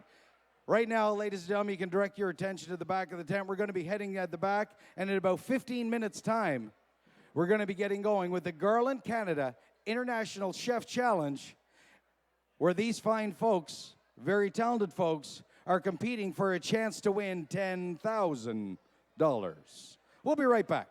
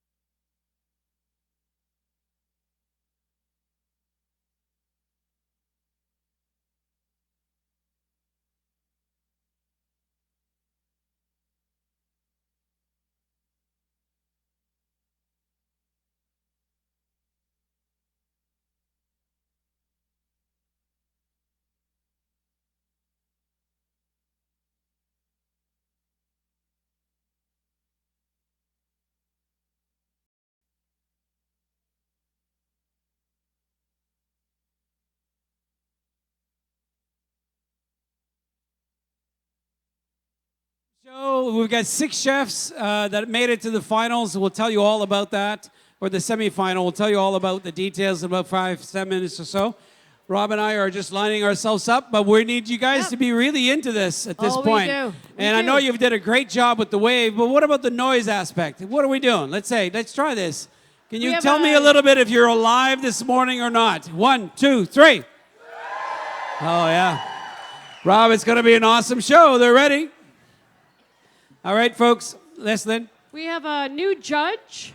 New judge. Yeah, I don't know her name yet. Maybe you want to just find out. What's your name? She's got 35 points already on team number 2. She's already starting to score. I know. Yeah, she drew a nice lobster here. Nice. What's your name? Very nice. Zoe. Oh, hi, Zoe. How are you? Are we going to get really anything? I What do feel you like think? I'm having an Oprah moment right So, now. Zoe, Hello. what's the name of your lobster? And you get a car, and you get a car, and you get a car. What's your lobster's name? See? Say hello. Say hello. Hello. All right, everybody, let's go get some oysters. Yeah. All right, folks, give it up. 1, 2, 3. Okay, this is going to be very exciting. We made a few changes from yesterday. We've removed the tall table so all you folks can have a better view. We put Zoe in the That's middle of the judging table. awesome thing. Right. The judges' table is a little lower, so that's great. This is Second thing that we've done is we're refreshed. We didn't have a late night at all last night, we promise. Oh my gosh, who went out last night? No, I wouldn't go out. Did you? Who was here till the late hours last night? Oh, show of hands. Yeah, it was awesome. So all of you who weren't here, you missed out in a big way. So tomorrow, Addie's here. Oh my God, Oh. Caesars are here. No, Caesars are Hi, here, Addie. How families are here, you? judges are here. Ladies, welcome back. Awesome. So yeah, it's going to be an awesome show. I think, anyway. I just went, Rob, do you know what I did? I went to every one of the chefs, and I messed with their mise en place. I moved their ingredients. I moved their knives. They're all psyched up. They're having a hard time at that this morning. But I couldn't get gossip from last night at all. No, see, these guys are focused. And we replaced 2 of the judges. Sorry, sorry, Marie. Sorry, Latoya. They're... I love it. And the score sheets, that's it. It's over. Yeah. They've already scored 50 points for yeah. originality. It's all good. Some of them got a cat and a cow, apparently. So that's going to add to the scores. You know, ADL, one of our wonderful sponsors here. Addie, you love the chocolate milk, right? Yes. She does. Yes. Yes, Mom. That's it. Okay, I'm going to remove my daughter from the judging panel. Do you know what we And, came up with? And I'll give you a little secret. You take your key and you put it through the top of this. Yes. And then you slide the straw through, and then you can put it back on. And it Great. minimizes chocolate milk spillage in the back of your van, trust me. This is perfect. We had so much milk spilled in our if first one, we anybody had to sell knows, it. if anybody knows Lindo, he would. Oh, I got a He's lot got of kids. a lot of kids. Oh, my gosh. Of all ages. Yep. That's the beauty. Yeah. Yes. You know what? We know what's kind of cool, though? Is seeing you react at the bar at Peaks Key on Thursday night. Oh, yeah. Because Thursday night is the sacred night. We go to the bar and we do the Mont Caesar competition. That's right. And that's when Rob lets loose and says everything he wants to say in a bar setting. You know, 19 and over. There's things, yeah. Right. But this year, your daughter is now a server at the bar. Yes. That was interesting to Yes. watch. It was tamer, a little tamer. My oldest is 18, and Dad had to put a filter on. Because she knows Dad's an idiot, but she doesn't know Dad's a vulgar idiot. So. That's true. But it was awesome to watch. It was lots of fun, but it's nice to see it grow for the last 10 years and to see it piece by piece. Yeah. So, yep, we're going to have a lot of fun, folks. 5 minutes away, and we'll come right back to you.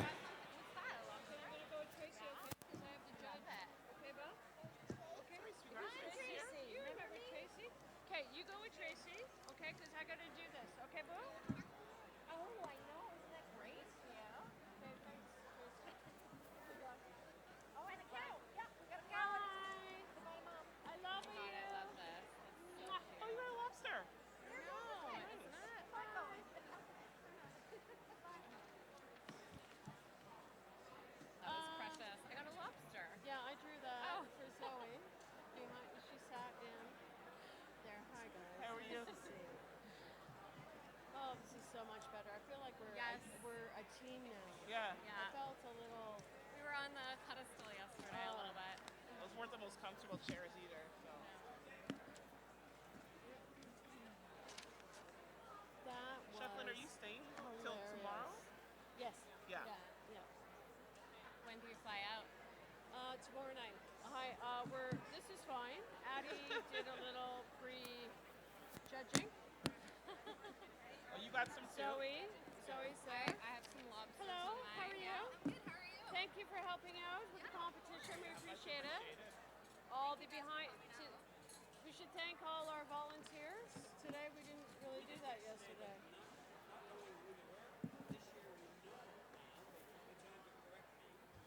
Okay, good. Right. Right. You're on the World Championship team? Oh, are you? Team Canada. Yeah. Oh, wow, that's so sick. Good for you. Team Canada.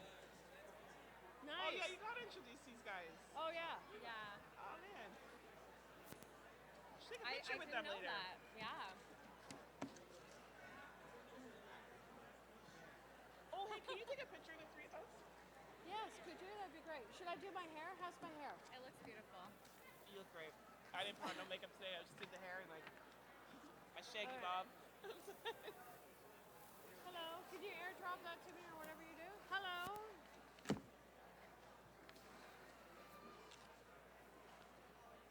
Perfect. Where did my daughter Like Right. perfectly balanced. Yes. It is, yeah. It gives us a better like vantage point too.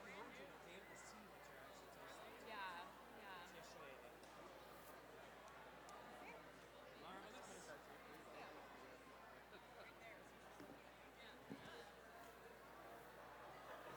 Now, is Nicholson your maiden name or your married name? It's my maiden. My husband's name is Ruff, like R-U-F-F. So my middle name is Marie. Oh, is it? Yeah. Okay. So that's why like I go by Marie. Are you gonna change your name? After my grandfather or my grandmother died, her middle name was Marie. So, Chef Hélène, yesterday we talked about just before we officially start. We got about a minute and a half before we officially start. Oh, no, we don't. No, we don't. Never mind. We'll go to that after. Okay. Like now. Okay. Like right now? Like right now. Like we got now, back, now. back All into right. the light. Because television takes off 20 pounds. Ah. Oh, my gosh. I feel like a bag of pink insulation. I'm just ready to explode right now. Holy jumpers, there's a lot of great food around this tent this weekend, isn't there, Chef? It's awesome. Well, ladies and gentlemen, welcome, and thank you for joining us for the second round. We had 2 heats, but this is the second round. We started with 12 very accomplished chefs. We whittled it down to the top 6. You got her. Tomorrow, of these 6, there'll only be how many? 2. 2 people. They're going in a head-to-head competition tomorrow, and they are going to be competing for $10,000. And I tell you, the deliberation that went on with the judges last night. I mean, we've been doing this for a long time. It's wonderful. It keeps improving year after year. But for one reason, this year, the judges deliberated for a good solid hour afterwards. Oh, at least, yeah. And debating every single aspect of it. And so therefore, we know that the top 6 that are here today are the qualified top 6. Basically. Absolutely. Yeah. And these 3 lovely ladies, we're going to meet them very shortly. Very, very accomplished and distinguished individuals. They certainly know quality, and they know exactly what they're looking for. And although they're all very accomplished in their own right, we have to remember that each palate is different, Chef. Exactly, and that's what makes it interesting, judging side. I mean, I would venture to say it's fair that separating the top to the 12th at the bottom was probably only 4 or 5 points. You're right, very, so very close. not. I mean, there was nobody that just fell off the rails, Right. and that was the Right. good part. Everybody was pretty well equal. They used the ingredients properly. They followed the rules, and this next competition, I spent a little time. This morning, I went to every one of them. They're all in the zone. Every one of them knows exactly what that plate's going to look like. They've talked about it. They dreamed about it. They play with it all night long. Right. And they're ready to go. And they have to visualize it because at the end of the day, the first thing that we do, it's the look of the plate, because whether we know it or not, we eat with our eyes. So, Yep. time now. Let's make our way over to the end. We'll meet our first competitor, chef. Let me run back here. And we'll get ready to count them in. So, ladies and gentlemen, we're going to roll the video, Rob, and let's meet our first contestant. The competition is intense and the culinary mastery unparalleled at the Garland Canada International Chef Challenge, the most prestigious competition of the 2019 PEI International Shellfish Festival. The all-star lineup includes chefs from across North America as they go head-to-head in this 3-day event. Last year's Garland Canada International Chef Challenge winner, Darren Rogers, will be back in Charlottetown to defend his title. Rogers also competed in Top Chef Canada in 2018. He is the chef de cuisine at the Parks Restaurant in Montreal. Matthew Sullivan knows all about high-stakes cooking competition as a winner of Chopped Canada. He is chef at MSLE Restaurant in Toronto. Nick Chindamo, chef at the Inn at Bay Fortune in Fortune PEI, is just off a win at the 2019 Restaurants Canada Garland Chefs Competition. He is obviously in prime form. Robin Almodovar has wins at Chopped and Cutthroat Kitchen and has been a finalist on Hell's Kitchen. Her catering company and food truck in Wilton Manors, Florida is called Palette Party. Juan Pedroza is chef at the Lolita Cucina and Tequila Bar in Boston. He has twice been a James Beard Rising Star semi-finalist, and Boston Magazine named him Best Up-and-Coming Chef in 2017. David Viana comes to the Shellfish Festival from Heirloom Kitchen in Old Bridge, New Jersey. Recently a contestant in Top Chef Kentucky, Viana has been nominated for a James Beard Award for Best Chef Mid-Atlantic. Alex Lira comes to PEI from his restaurant Estado in Charleston, South Carolina. He has been a James Beard semi-finalist and South Carolina's Best Young Chef. Ryan Thibodeau is currently sous chef at Restaurants Park and Lavenderia in Montreal. He has hands-on experience with shellfish from both coasts, having worked at both Vancouver's Blue Water Cafe and PEI's Inn at Bay Fortune. Daniel Kim comes to PEI all the way from Canada's West Coast. Currently at the Boulevard Kitchen and Oyster Bar in Vancouver, Daniel is the winner of the 2018 Hawksworth Young Scholarship Award. Alex Fitzgerald developed a solid understanding of East Coast shellfish during his training at the Culinary Institute of Canada and is confidently creating original fish dishes at his current location at Mallard Cottage in Newfoundland. Chef Christine Hazel from North Shore Bar and Kitchen in Wildwood, New Jersey is a Chopped champion from the Food Network and a Hell's Kitchen alumni where she worked with Gordon Ramsay. Born into a fourth-generation lobster fishing family and launching PEI, Jesse McDonald had no aspirations of becoming a chef. But his interest in all things land and sea led him to 15 years behind the line in 3 provinces and 2 continents. Now Chef Jesse has returned home to his culinary roots on the island. His distinct style of eclectic PEI cuisine is steeped in our heritage, continuing to earn this young chef provincial and national accolades. Tickets on sale now. Check out all the action September 19th to 22nd, 2019. Well, that's the beauty of live TV, because I don't know where we're at. I didn't have my in-ear on. So it's all good, though. We're but right that's back where on we track. started. Those chefs that you just saw on the monitor, that's where we started with those 12 very accomplished chefs. And you heard in their little bio read from that commercial, you know, very stiff competition, chef. Very much so. The top 6 have made it to this round, to the next round. And there's no pressure on this top 6 whatsoever, except for the fact that there's $10,000 up for grabs here. That's I mean, right. that's not chunk change. $10,000. That's more than 10 grand. The voice, it just brings it up a level. All right, ladies and gentlemen, time now. Let's roll the video and meet our first competitor. Hi, my name is David Viana. I'm the executive chef partner at Heirloom Kitchen in Old Bridge, New Jersey. And what would I do with $10,000? I think it'd be a good start to my son Cole's college fund, so that'd be a good thing to do with it. Yes, it would. Yes, it would. I love this kid. Nice. I am not giving my kids 10 grand. Forget that. I was thinking the I same don't like thing. them that much. What is that all about? I'm going on. Oh, a trip. he's 4. Oh, I still like him. I got a 3-year-old. I don't like her at all this morning. Not at all. All right, ladies and gentlemen, our first chef, we're going to be counting him in just a very short amount of time. David Vienna from Old Bridge, New Jersey. Chef, honored to have you here. So you were a contestant on Top Chef Kentucky, season 16, and the James Beard semifinalist for Best Chef Mid-Atlantic in 2018. Tell us what that was like. It was a life-changing year, I guess. Like a lot of fun accolades and culminating from a 16-year career. So it was a dream come true in a lot of ways. Yeah. Awesome. Well, we're certainly glad that you've been selected from the application process to come to PEI, and you certainly got here because of your merits, and we know how talented you are. So what we're going to be doing now in the next 20 seconds, it's going to be go time. We're going to be counting you in to go and start your shopping. We're going to introduce the next contestant, same as yesterday, and then after we count him into shop, you're going to start cooking, and the competition will be officially underway. How are the nerves? On point. Ready. Perfect. In the zone. Razor sharp, he said. In the zone. Nice. Yeah. All right, ladies and gentlemen. So, Chef Alain, why don't we count these Sounds lovely good to me. chefs in? You ready, folks? Count them down from 10. 10, 9, 8, 7, 6, 5, 4. Ladies They and got gentlemen, her. he's off to the shopping. Chef David Vienna. And ladies and gentlemen, pay attention to the monitor and let's have a look at our second contestant.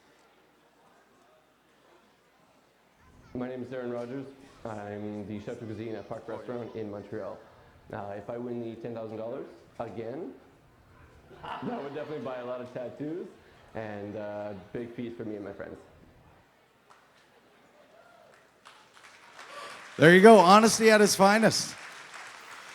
So, ladies and gentlemen, from Park Restaurant in Montreal, Quebec, and no stranger to this competition, he, of course, is last year's winner and the defending champion of the Garland Canada International Chef Challenge. And he's not letting go. He's making this a mission. Right. So Very you much so. already have put in your pocket $10,000. Oh, you got a little lobster in the back of the head. Nice, it's starting already. We're having a bit of a throwdown among chefs. I like it. So, Chef Darren, tell us about how you're preparing for today over yesterday. Are you going to be coming to the table with something a little bit different? Yeah, I mean, it's competitions. You always just try and get back into it, see what you liked, what you hated, and just move on from there. Try and make a better dish than yesterday. Speaking of yesterday's dish, why don't you tell the folks exactly what you made to get you to this next level of the competition? Honestly, I can't really remember. I just have the new dish in my head now. There was some lobster. I made some rock crab and potato fritters. It was all centered in a shellfish and lemongrass dashi. Perfect. Well, we hope we didn't confuse you on your recipes there, but... Obviously, it made an impact on the judges. But you know what? That just speaks to the concentration in the zone that these chefs are in. When they get in the zone and they're making whatever dish they're making from round one, to not remember because you're so focused on round two is a testament to how committed these chefs are, very talented chefs are winning this competition. That's old news. Now it's new news. Let's make As it. Bill let's Belichick create said, some more news. We're on to round two. Round two. We're on to round two. We're not talking about round one. So what are you going to be making today, Chef? Going to go with lobster again. Not a brothy dish, a nice plated dish, a little bit of crispy action, a couple different textures. Again, lots of nice, strong, bold flavors that I do. Excellent. Well, ladies and gentlemen, we're certainly looking forward to seeing what this very talented chef has to offer. And Chef Alain, I think, what are we at? Where's my girl? We got 2 minutes. 2 minutes. So why don't you quickly introduce the judges? I will. So, ladies and gentlemen, sitting here to my left, to your right, or forward, whichever way you want to call it, are our three judges for today. Chef Lynn, Madame Marie, and Chef Latoya. I got it right. Boom, boom, boom. Very lovely. We'll tell you a bit more about these wonderful judges very shortly as we move on into the competition. Oh, and minor judge Addie is jumping in the mix there. Yes. We'll get her some hot dogs and craft dinner. No problem. You'll love that. Absolutely. She doesn't have her ADL little cow, though. What happened? Right. Mom sold it already for beer tickets. So, Chef, I got to ask you a simple question. How do you focus? How do you get yourself in that zone? It's a funny question. You know the old cartoons where there's like the conscience, there's a devil on one shoulder and an angel on the other? I just have my mentor on both shoulders, just yelling in both my ears. I'm just trying to listen to what he says, what he's taught me, go back to my roots and keep it that way. Awesome. Very well said. And it's very interesting because Chef Darren is from Park Restaurant in Montreal, and one of his coworkers, we're going to meet him further down the line, Chef Brian. Chef Brian is also, as said yesterday, looks up to Chef Darren as his mentor and senior in the kitchen, and he was gunning for him yesterday. So are you going to look to teach the young dog a few tricks? Oh, absolutely. He's a smart boy. And honestly, I'd love it if he crushed me in this round. Oh, he's messing with your head, Brian. He's messing with you. That is no good. All right, folks, so right now we are about 15 seconds away. So when this lovely lady, our stage manager Sharon, our producer, when she puts her arms up, we count them down in 10, 9, 8, 7, 6, 5, 4, 3, 2, 1. All right, Chef Darren is beginning his shopping. Chef David is beginning his cooking. And ladies and gentlemen, please direct your attention to the monitors and let's roll the video for our next competitor. My name is Nick Chindem. I'm a chef at the Inn Bay Fortune based on Prince Edward Island. What would I do with the $10,000? If you want the honest answer, I buy a van, convert it to a camper, and take the long way to Mexico City.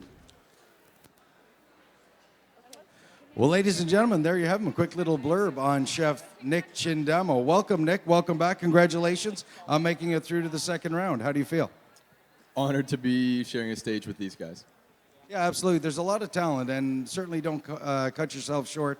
Nick, you're the recent winner of the Restaurants Canada Chef Challenge held in Toronto at the RC show back in February. Tell us what that experience was like.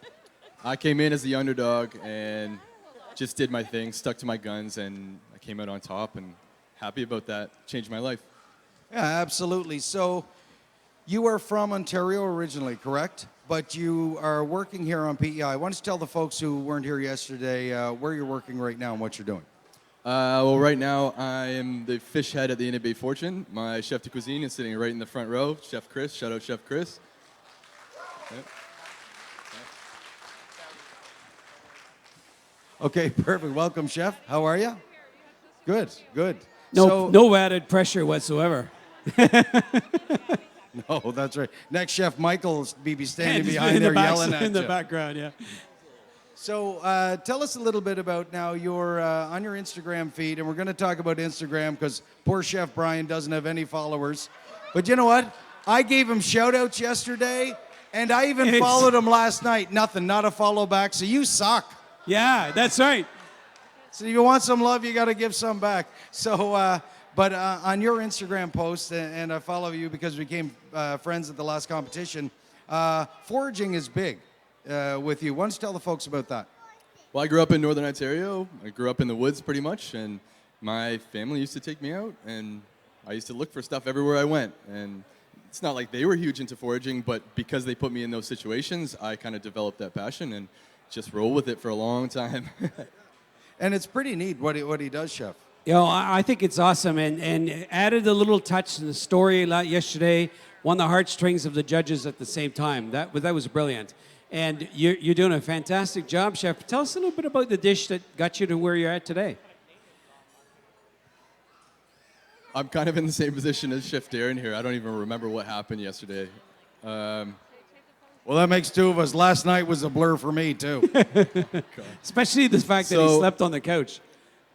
My dish revolved around Hurricane Dorian and the effect that it had on the farmers and the people of Prince Edward Island. So I made a dish that was dedicated to them. Yeah, a really neat story yesterday. It was. It certainly was.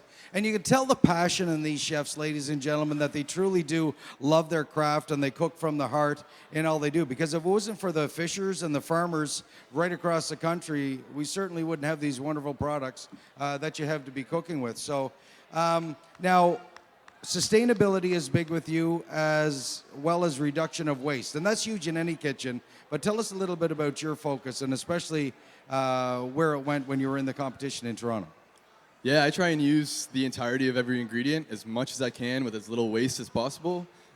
Today's dish will kind of show that. I am planning on using a couple of ingredients many different ways just to show that you can.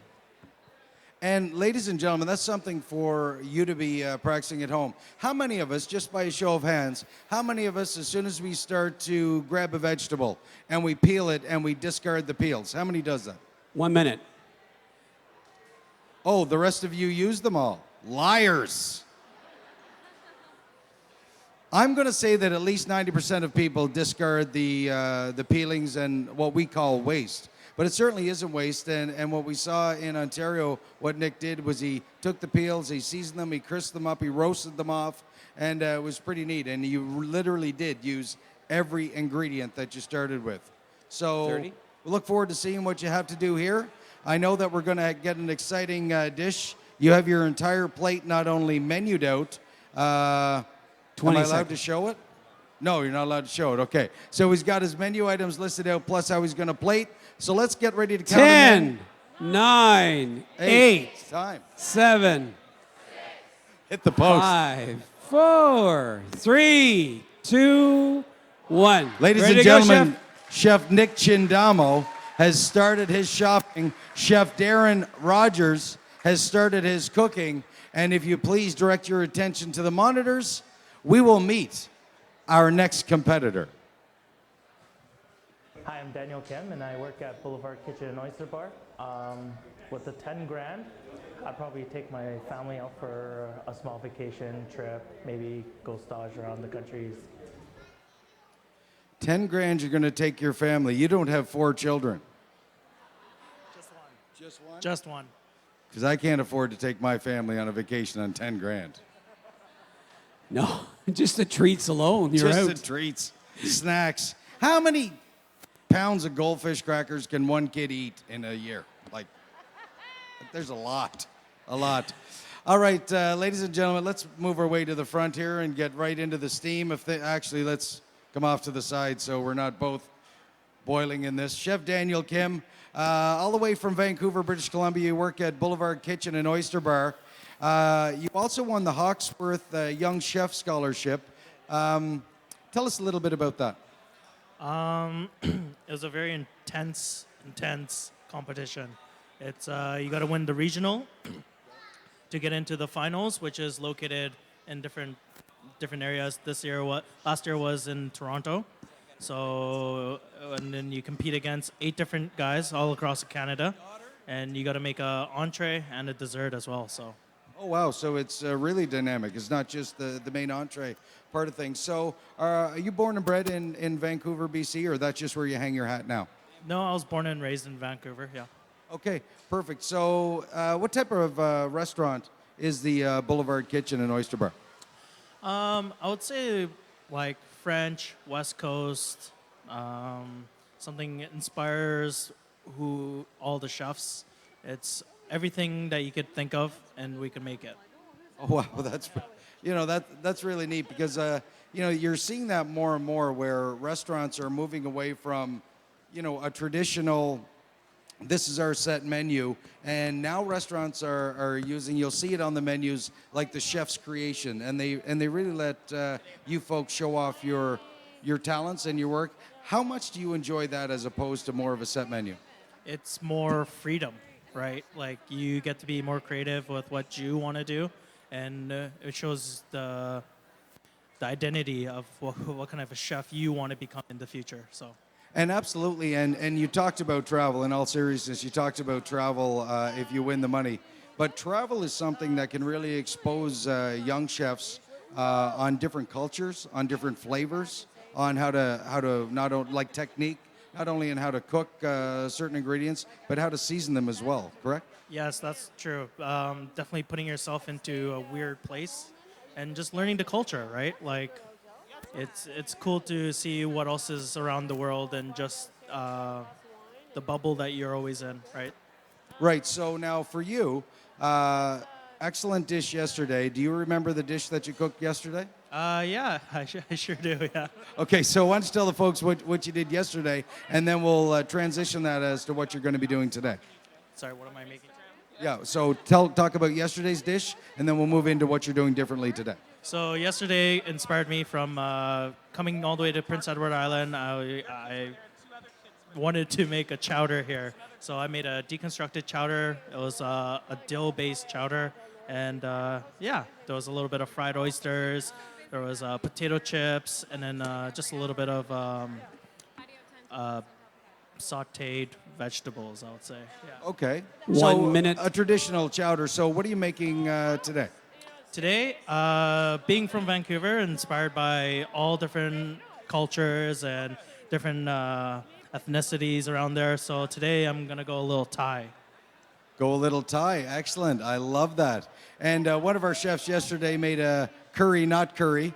So listen, it's almost time. We're going to be getting ready to count you in so you can start your shopping for your Thai creation in just a moment. And when we do that, Chef Nick Chindamo is going to start his cooking. And he'll be off to the races for the 20. He'll be off to the races for the next 45 minutes. You ready, folks? So good luck, folks, when she puts her arms up in 10, 9, 8, 7, 6, 5, 4, 3. We're ready to go. Ladies and gentlemen, Chef Daniel Kim, all the way from the West Coast, is starting his shopping, and Chef Nick Chindamo of Bay Fortune is started his cooking. And now, ladies and gentlemen, we are making our way down to our fifth competitor. So please, direct your attention to the monitors, and let's get a quick intro.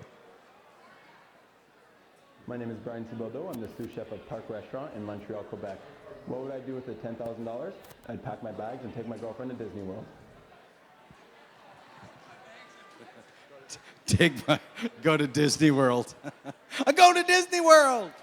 It's like the Super Bowl. So, Chef, I got to tell you, in all seriousness, how come I didn't get a follow back? Last night was a bit of a busy night. I didn't really go through everything. I did get some followers, though, so keep them coming. That's all because Matt Sullivan. He's been pumping your tires since you guys got to PEI, trying to help a poor kid out. I love it. But in all seriousness, congratulations, Chef. You had a mission yesterday when we spoke to you that, you know, not only did you respect everything that these very talented chefs from the whole competition did, but you were really respected Chef Darren Rogers, last year's winner, and your co-worker at Park Restaurant in Montreal. And I don't want to say this condescendingly, but you were really gunning for him. Like, you wanted to prove a point and show that you've learned a lot from his teachings in the restaurant, correct? I have, but you know, since we're gunning down here, I did have to teach Darren what a female lobster looked like last night, though.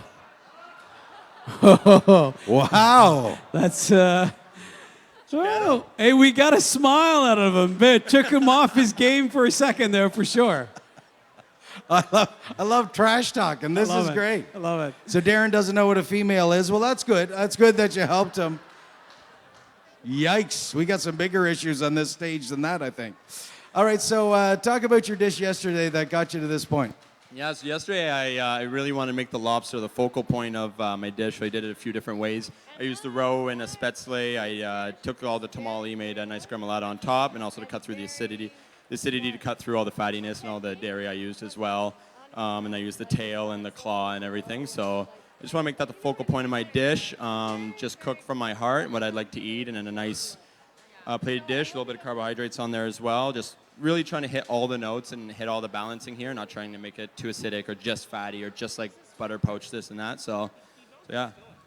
Well, and that's really neat. And folks at home that, you know, are intrigued. Like, we've got a lot of foodies. We'll call them foodies out here, and myself, a fan of it as well. But the science behind it, and you talked about the acidity and breaking down the fats, there's really a lot that goes into it, and it's not just throwing them some things on a plate, you know, and seasoning them and hoping they taste well. There really is a multi-layer thought process going in and creating a menu, isn't there? Yeah, that's right. I'm doing that with my plate today as well. I'm just going to have sort of my base plate, And then all my garnishes are going to hopefully hit different notes so that when the judges eat each individual bite, it's going to have a different note to it. So it's not just eating the same thing throughout the dish. You know, that's what I'm really aiming for. So can you shed a little light? What are you going to be making today? So I'm going to be primarily the shellfish. I'm going to switch it up a bit. I'm still going to have lobster, but I'm going to be using rock crab and mussels. You know, I'll be doing a nice rub on the lobster as well when it comes out. I'll be blackening that. I'll be marinating the mussels when they come out. The crab I'm going to spread throughout a nice little sort of risotto-style dish, and then just plate everything on top. Very nice. Sounds like it's going to be a beautiful plate, Chef Alain. I can't wait to see these 6 plates. I mean, let's just face it. We're at the high level. This is where we separate the few points. Absolutely. Right? I mean, everything counts here. I mean, right down to, is the leaf, let's just say there's a leaf of celery on the plate. Well, is it wrinkled? Or is it the perfect leaf that was on the tray? You know, that's what it's really what it boils down to. At this point, it's fair to say that all 6 of these plates are qualifiers. Question is, which one will have that little extra something that's going to take it over the top? Absolutely. And we talk about technique and we talk about the science behind the plate, and that's all going to come into play very shortly, because in 5 short seconds, we're going to be counting you in. Actually, Sharon, put your hand up. I think we'll count you in now, ladies and gentlemen, in 10, 9, 8, 7, 6, 4, 3, 2, 1. Ladies and gentlemen, Chef Brian Thibodeau is off to the races shopping. Chef Daniel Kim has started his cooking. Please direct your attention to the monitors now, and we'll meet our 6th and final competitor. Hi, I'm Matthew Sullivan. I'm the executive chef with Maple Leaf Sports Entertainment. If I win 10 grand, it's pretty easy what I'm going to do with the money. I have a baby and a pregnant wife at home, so that money will be used very well. I like the way he said mine will be used very well. He's going for it. Oh, he's definitely going for it. And that was said yesterday. He knew he was coming through to the second round. His confidence was there. And you have another baby on the way. Congratulations, sir. Well done. Those PEI oysters will do that to you, won't they? They will, yeah. Ladies and gentlemen, Chef Matthew Sullivan.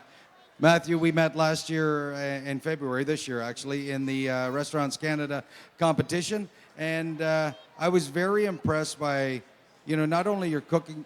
I got to interrupt. Look at the big wave he's getting from. The big what? Big wave. Oh, that's your biggest supporter right there. There you go. Number 1 fan sitting in the corner there. Dad's in the house. Not only by how talented you were, but the professionalism that you carried and the respect that you gave the other chefs. That really resonated with me, and very impressed. Why do you think it's so important to give some of these younger chefs so much respect and so much props? Well, I think, like, even if you just look at this group here, they're all well-traveled. I've all worked under really good chefs. They've got that skill. It's fresh. They're sharp. They're all very sharp. So you can't discount any of these guys. Yeah, absolutely. And you know what? It's funny. It's no different. You're with MLSE, and you look at the hockey team or the basketball team, and the Leafs these kids seem to be getting younger and younger, but the talent level is getting higher and higher. I mean, there's nothing to be said for experience, but the younger chefs, I find, they aren't afraid to try anything, and they'll certainly go outside the box and create these dishes. And, you know, for veterans of the trade like yourself, you must be sitting there and going, wow, this is pretty amazing to see. Yeah, absolutely. And, well, myself, I try and stay ahead of the curve as well. So, you know, we travel quite a bit. We go out and eat, and just always trying to learn. And definitely by watching these guys and learning and watching and keep growing, it's important that you can never stop. So you are the executive chef of MLSE. How many staff, just for the folks that weren't here yesterday, how many staff is in the culinary team of MLSE? Oh, man. 600, roughly. Yeah. Holy wow. That's tough. That's a lot of attitudes. It's a lot to try and get everybody onto the same page. And plus you mentioned, was it 6 restaurants that you folks have? Yep. Yeah, so there's a few inside the restaurant, a few outside the restaurant, or inside the arena and outside the arena. as well. Yeah. Perfect. And it's not only inside the Air Canada Centre, Scotiabank Place, it's also BMO Field, correct? Yeah, BMO Field as well, yeah. And then we have private clubs and do a bunch of catering, and there's a whole whack of stuff that we do. So the wheels never stop. The wheels never stopped. They say New York never sleeps, but I don't think Toronto sleeps a whole lot either. Is that correct? Not around early June when the Raptors won the championship. There wasn't much sleeping, no. Yeah, we talked about that yesterday, and we talked about how exciting that was for you guys. It must have been. I mean, you get wrapped up in the excitement, but you guys also were responsible for feeding some of those folks in Jurassic Park. What was that like? It was crazy. It's kind of a blur. Like I kind of feel like you know when you drink, you didn't quite black out. You sort of like brown out. That's what that time feels like because it was every day. You just get there. It's busy. You don't stop. So it's kind of a blur thinking back to it now. See, now he's speaking on my level. I really appreciate this whole blur. That's what this weekend is. I mean, there's so many competitions on. You're going from one to the next. And I was going to get in time. I was going to talk about your dish yesterday, but we only have about 20 seconds left. So in 10 seconds, what is the main component of your dish going to be today? Well, yesterday I cooked for a dish that my wife would like. Today I'm going to cook a dish that my son will like. Perfect. 10, 9, 8, 7, 6, 5, 4, 3, 2, 1. Ladies and gentlemen, our final competitor is off to the races. Chef Matthew Sullivan. He is shopping. And Chef Brian Thibodeau. And you can follow him on Instagram at @B_THIBO. Huh? Better get a follow back, buddy. That's all I'm saying. So, Rob, the things are happening here in the kitchen. Obviously, at the far end, we're going to get to give you a little glimpse of what's going on. Chef, you're number one to veer off. What's going on? We got potatoes cooking. I'm going to do a warm lobster and PEI potato salad. Warm German-style vinaigrette with bacon in it. You got her, man. That's. I'm telling you. Are you already thinking of dish number 3? Always prepared. Always be prepared. That's all I got to say. Oh, I love it. So obviously, this is what was kind of fun last night. One thing that a lot of people that miss is the organizational skills of the mise en place. These guys have got everything meticulously placed in the right spot, where their knives are, where each of their tools are. This is a prime example. We didn't get to see this chef in action too much last night or yesterday afternoon because he was working in the back. And this time, he's informed me that his kitchen is an open concept kitchen. He's used to talking, used to being in the front. So we moved him back to the front. And what a difference it's making to us. You're welcome. All right. So competitor number 2 is very much focused. Also has all kinds of stuff brewing. He's making a wonderful job to the zucchini. This zucchini looks like it's ready for battle. But there you go, folks. Don't want to touch it in case I lose a finger or two. But there's the zucchini. He's done some Parisian-style little balls with it. And he's got I would say a mirepoix of amazing flavor sitting in one of the pots. In the second pot, he's getting ready to poach the items. Chef number 3 is in the zone, still prepping and get himself organized. Chef number 4 is chopping tomatoes like there's no tomorrow. Hey, that even rhymed. All right, chef number 5, believe it or not, has got a big task ahead of him. He's really taken on a lot for this particular competition. So it'll be interesting to see where it goes. He's got something poaching into a cloth bag, and he's got some oil frying. Chef, what's in the bag? I'm reinforcing this stock here with the lobster's head because I'm not going to waste that. So. All right, there you go, folks. That's what's going on. And Chef is still waiting for him to be able to cook. But you got a couple beauties there sitting there waiting, and they're in the lurks. And what's our timing like, Sherry? 2:30, still to go. You got time to wipe your brow and stick around. I was over to chat with the organizing committee of your team, and your son says hi. Okay. All right, so he waved, and he said, hi, Daddy, but he wouldn't say it on the mic. I don't know why. He'll change, I'm sure, as life goes down. Hi, Mr. Camera. How are you? All right, so Rob, I mean, it's exciting. We've already starting to smell the aromas that it's going on here. I know, I love it. So I was going over to the pots and I was waving some of the steam just to get the aromas. You're a big fan of Thai food, so I am. You're really focusing I on am. this. I noticed. I can't wait for this. And one, I know you're actually. stealing a spoonful of whatever that is. I know I that love ahead it. of time. But these aromas, once they get cooking, because the cooking process just started, once they get cooking, these aromas are now going to fill the tent, and it's going to be beautiful in here very shortly. Incredible for Better sure. than Febreze, what? Buys? Yeah. They should invent a Febreze scent absolutely. of this.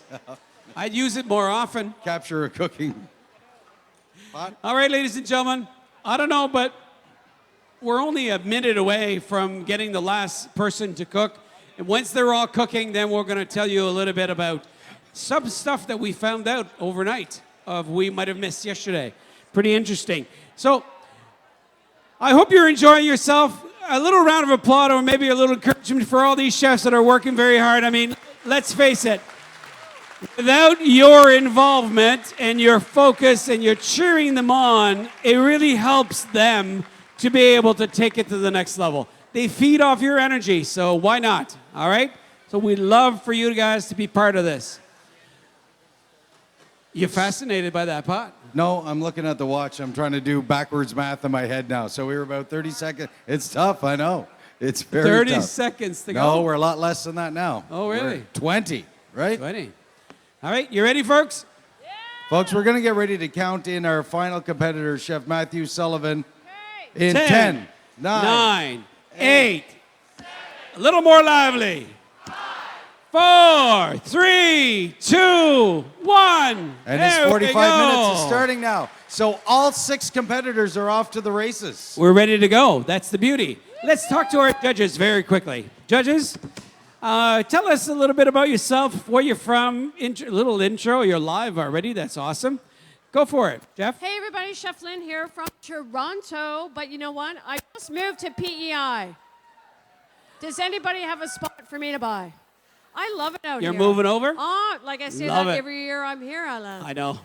And thank you so much, you guys. You and Rob are doing a great job. You're doing a better job. Rob didn't hear that, so that's a good thing. But to the chef competitors, is this not fantastic? Doing great. They're all cooking now, and now it's hard. You got to keep your eye on the prize. Who's going to take it? $10,000? And based on yesterday and the deliberation and all the work that you guys did, Very tough. I'm sure you're focusing on this in a different level altogether this time. Oh, jeez. I'm sure. Mummy duties never stops. There you go. We're going to pass the mic to my esteemed fellow judge.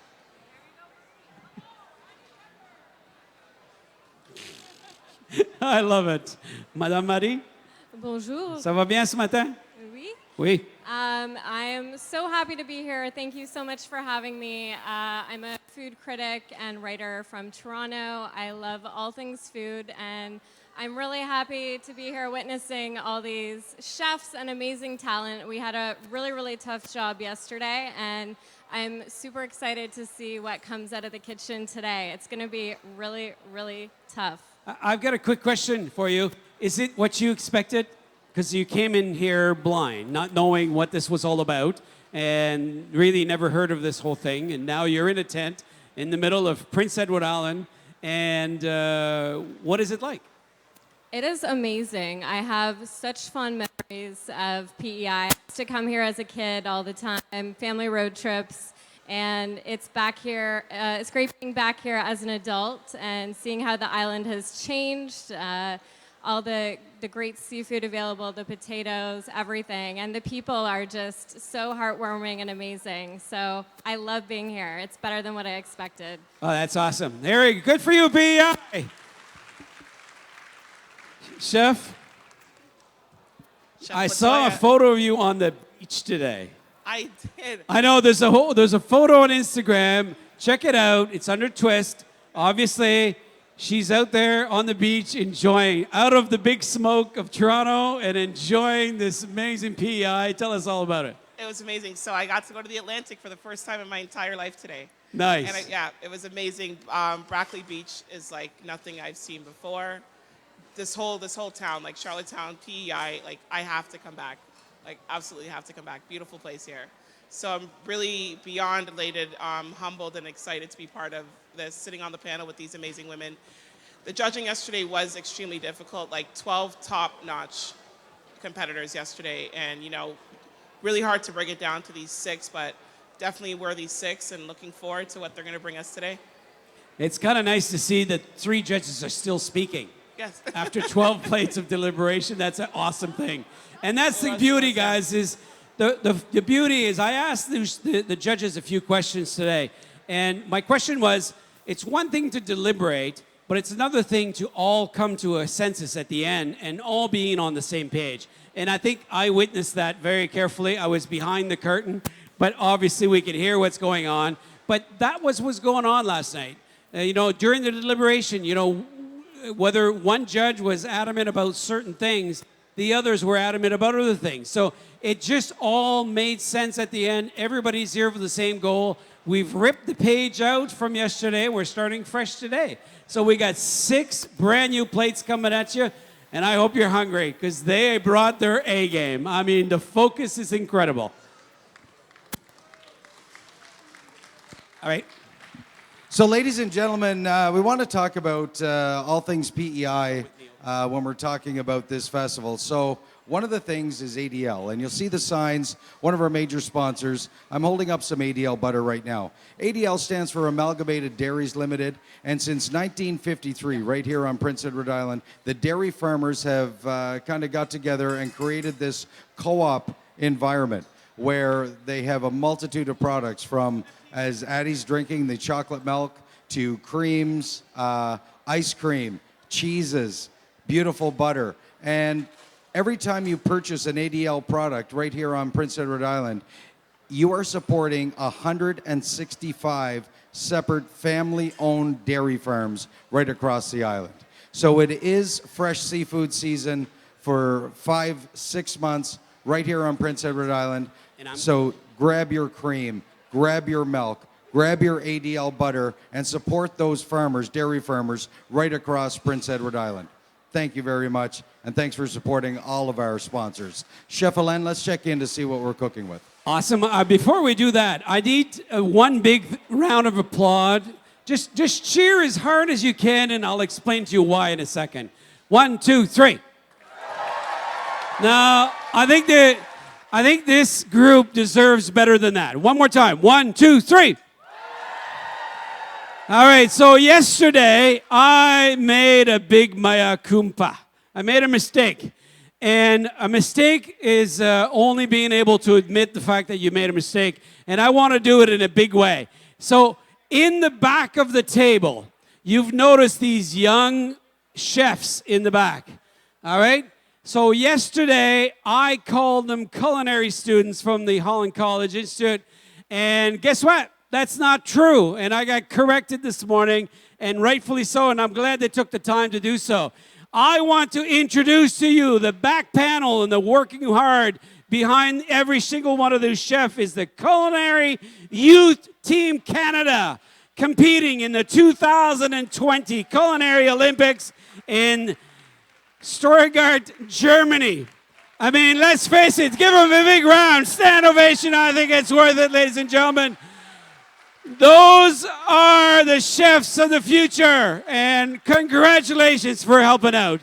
All right, back to our competition. I love it. Now let's focus on the food. Let's see what these gentlemen are creating for us. We are. Chef, you're adding some beautiful crab to this. Tell us a little bit about, a little more detail of these potato salad. Absolutely. So I'm doing a German-style potato salad, warm potato salad with a warm bacon vinaigrette.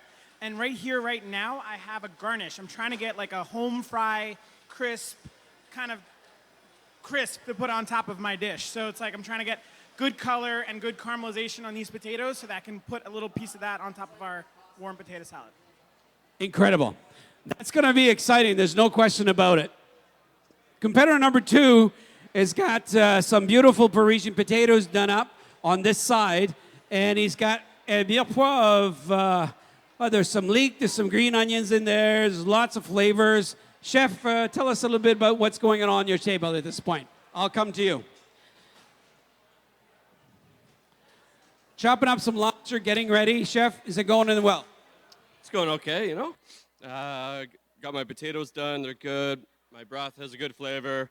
I have lobster oil going on back here. I'm just getting the lobster out of my shell right now, adding those shells back to the oil for a little extra flavor.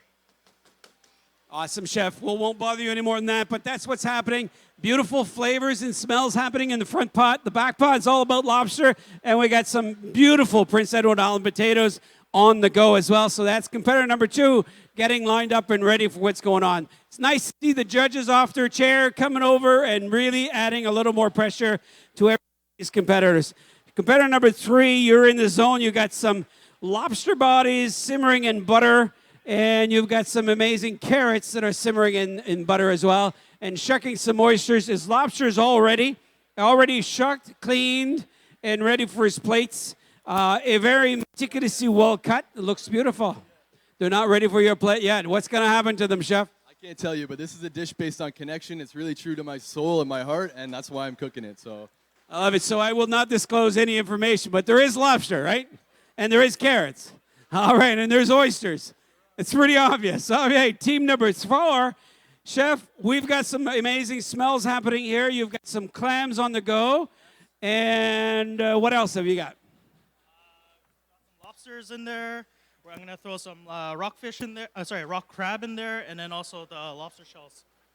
All right, and that's what's simmering on this pot. What about the next pot over? It's Thai-inspired. There's a bunch of lemongrass, ginger, tomatoes, mushrooms. So, yeah.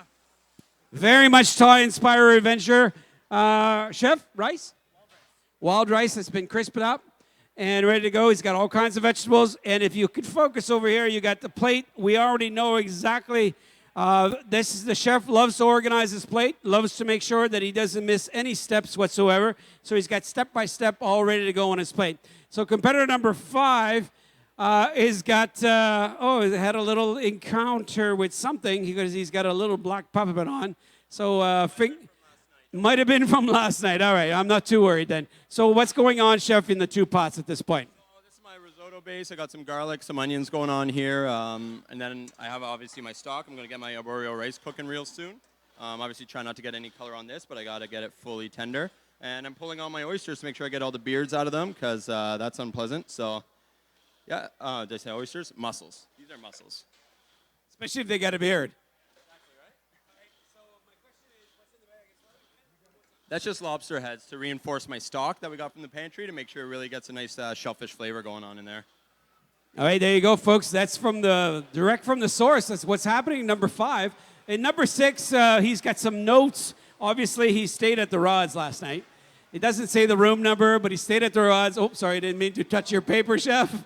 But things are on the go. You've got a pot. Tell us a little bit more about this lobster stock that you got on the go. So I'm just going to make a very refined stock for sauce. I'm making a pasta. Going to reduce this down. So oyster juice, mussel juice, lobster juice, and then mount it with a bunch of butter. And that's what the pot's for the pasta, I assume? Blanching pasta. And on the back side, obviously, he's got all his ingredients ready for doing so. There's a little bit of frying of rice that's happening in the backstage here. Chef, that's a lot of rice for 4 people. But it's going to be awesome, I'm sure. Rob, tell me what's going on. So, Chef Alain, you went down, you talked to each one of the chefs, you showed what they're doing. So, right now, we want to talk about what they're cooking on. So, these beautiful induction burners. So, we've got a pot. It's boiling right here beside me, yet I'm holding my hand directly on the... That is, throw my water out of the way, Stevie. I'm holding my hand directly on this beautiful Garland induction burner with the real-time temperature control system. So when you're at home and you have your burner on, sometimes you put it on low, sometimes you crack it past low a little bit. You don't know if it overheats or not because the heat fluctuates. Not with these Garland induction burners.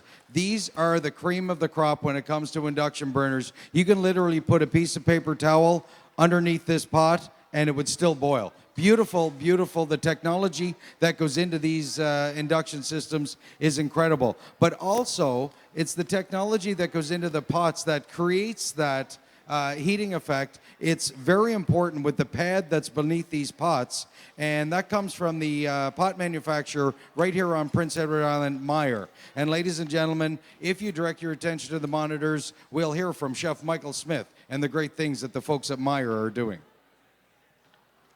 We've got 6.5 minutes Edward left. Island is known for great food, for awesome beaches, and authentic people. But let me share a secret. Some of the world's best cookware is made here too. Meyer is everything I want for everyday cookware. Top quality 1810 stainless steel, flared, no drip lip, durable riveted handles, and a thick encapsulated base that can really take the heat in my kitchen. Meyer, Canadian made, everyday stainless steel cookware, so you can impress yourself in your own kitchen. Hi, I'm Chef Michael Smith, and I'm proud to be a part of the team crafting world-class cookware right here on Prince Edward Island. Don't forget, tomorrow afternoon, junior chef competition. It's going to take place on the other stage, or on this stage, I assume. And it's going to be a lot of fun. Chef Michael Smith will be here doing his amazing job as always. So ladies and gentlemen, obviously Garland Canada doing a fantastic job. I see the ovens are being used. We're going to go to that very shortly and talk a little more details about that. But and the Culinary Institute of Canada is doing a fantastic job in the back. But now it's time for us to start plating. So competitor number 1, David is actually working on his plate. Oh, he's got this beautiful claws of lobsters that are butter poached. He's doing a play on a salad, on a potato salad. He's got a claw, he's got the tails, he's evenly portioning everything, and he's got this frittata, not frittata, but it's more or less his potato pancake in the front that he's going to use as a garnish. It's going to be fabulous, chef. No pressure whatsoever, but there's hardly any time left for you to finish your plate.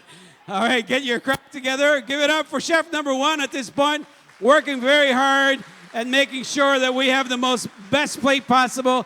He is also gunning for first to be in the final for tomorrow. So, chef, that's what's happening in this corner. It's pretty close to having these plates finish. That's Absolutely. Pretty cool. So we're about 4.5 minutes left before the judges are going to be receiving your first plate. That's right. And then every 5 minutes, it's going to be an onslaught of goodness coming your way. It's going to be, they get to taste all this thing all over again. Yeah. So now it's very important for them to really focus plate on plate. You know, we cannot look at this as what happened in the past. We got to really focus on the present. What's going on? What's in front of them? What does it look like? And don't fool yourself. Those judges are also looking not only at their plate, but they're looking at their other judges' plate. They're looking at these 3 plates to make sure they all look the same. Consistency, that's what it's all about. Absolutely, and we saw the judges leave the table and come back, and they were not only asking the chef some questions. It turns up the heat a little bit, not that they need any more pressure in this competition, but they're also looking for technique because, as you spoke about, because there's so few points between first and the bottom place finisher yesterday, technique plays a big part of this. So they're getting first-hand eye view of what the chefs are doing. Oh, they sure are. And they're paying attention. They're watching very closely at everything that's going on. And that's why this year we wanted to make sure that even you, the audience, got to see exactly what they're plating in detail, right? Piece by piece, every component, every element that's going onto the plate. And that's what's happening right now. And I want to point out to competitor number 5 here, had a chance to use the converthermal oven that's happening right now. But chef, you've got 2-3 things in the oven right now. What's that about? That's all that guy right there. All right, competitor number 6, you got some stuff in the oven. Tell us a little bit more about it.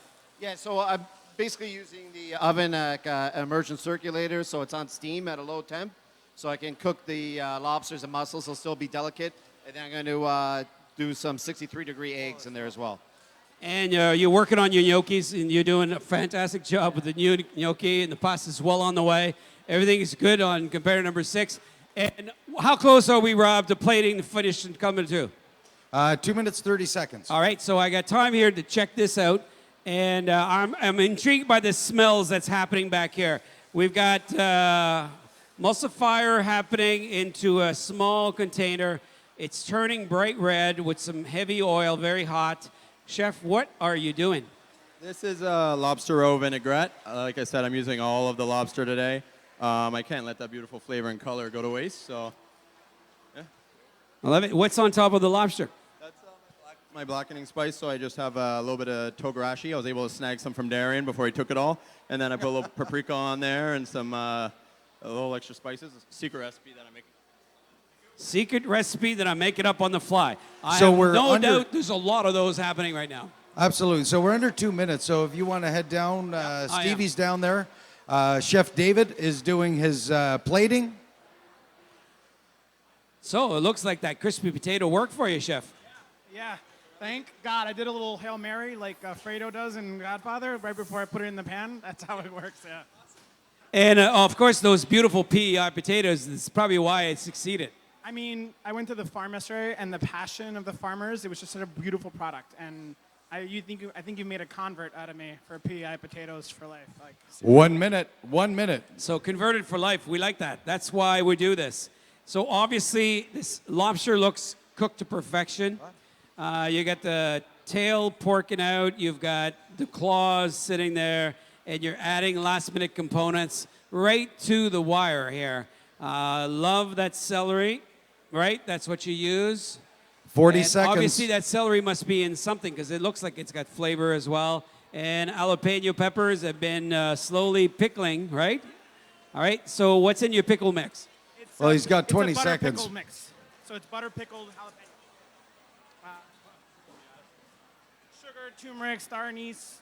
It's like a butter pickle jalapeno. 20 Butter seconds. pickled jalapeno. You gotta love it. 20 seconds. 20 seconds, all he's got left. Sorry. Probably shouldn't have been talking to him while he's plating. Oh, well, he's got to blame somebody if something happens. It's got to be me. 5, 4, 3, 2, 1. Nope. Hands up. Perfect.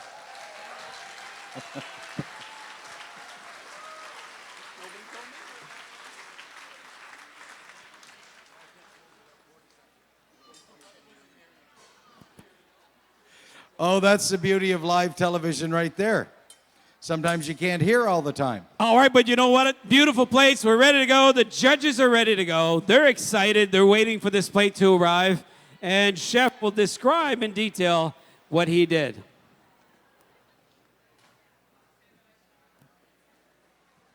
Oh, I love the fact that he took the long way home. Where's your Jersey? Where's your Jersey fans today? They all go home? No? Oh, look at that. Right down in front, they're a lot quieter today, though, for some reason. There you go, Chef. No more shouting. All right, tell us a little bit more about your dish. I'd like to start off by saying thank you, judges, for your time and consideration. And it's been a wonderful pleasure being here. In front of you, I have a take on a German-style warm potato salad. So it's a PEI lobster and potato salad. We have crab home fries on top, butter pickled jalapenos, and it's a bacon mustard vinaigrette. The 3 different shellfish I use mussel broth. You'll see that the potatoes themselves are very flavorful with the mussel broth. And then we use crab in the home fries and lobster as the showpiece. Thank you. Wow, Chef, you brought the plate up, my friend.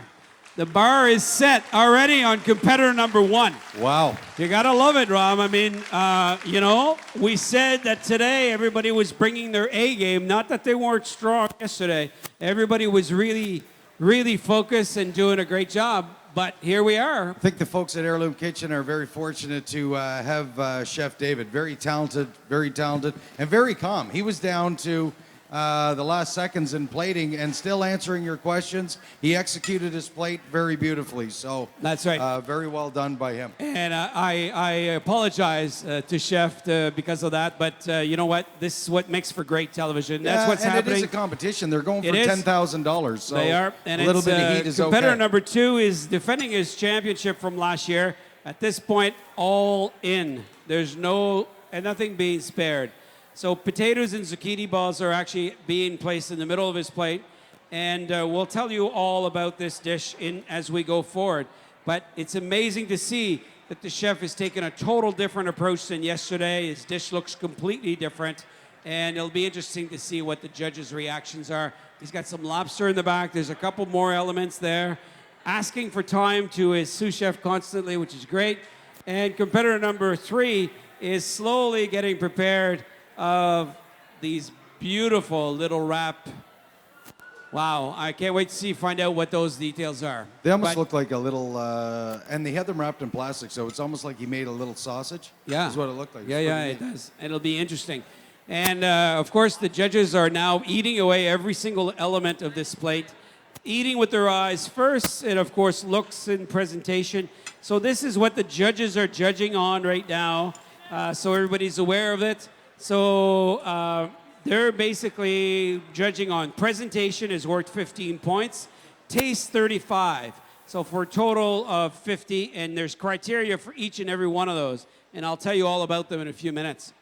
So we're under a minute 30 right now, probably a minute 15 seconds.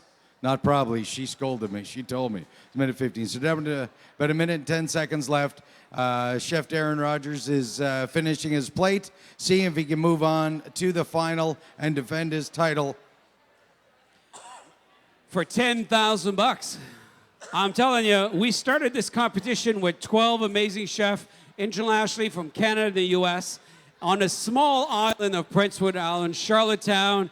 And once we're done, we ended up with 6 competitors competing right now in the semifinal. From there will be qualifying 2 out of those 6 chefs to go in the final for tomorrow for a chance to win $10,000.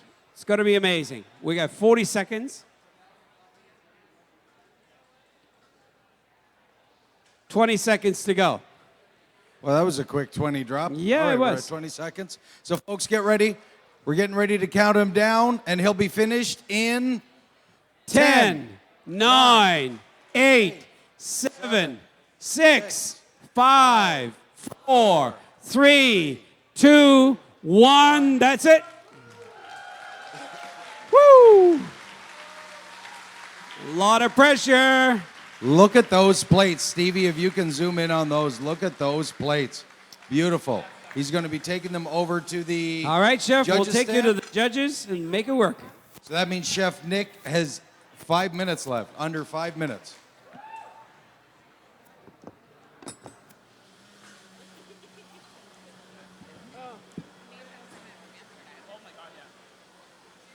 All right, competitor number 2 making his way to the judges' table with his amazing plates. And judges, get ready. The plates are getting incredible by the second.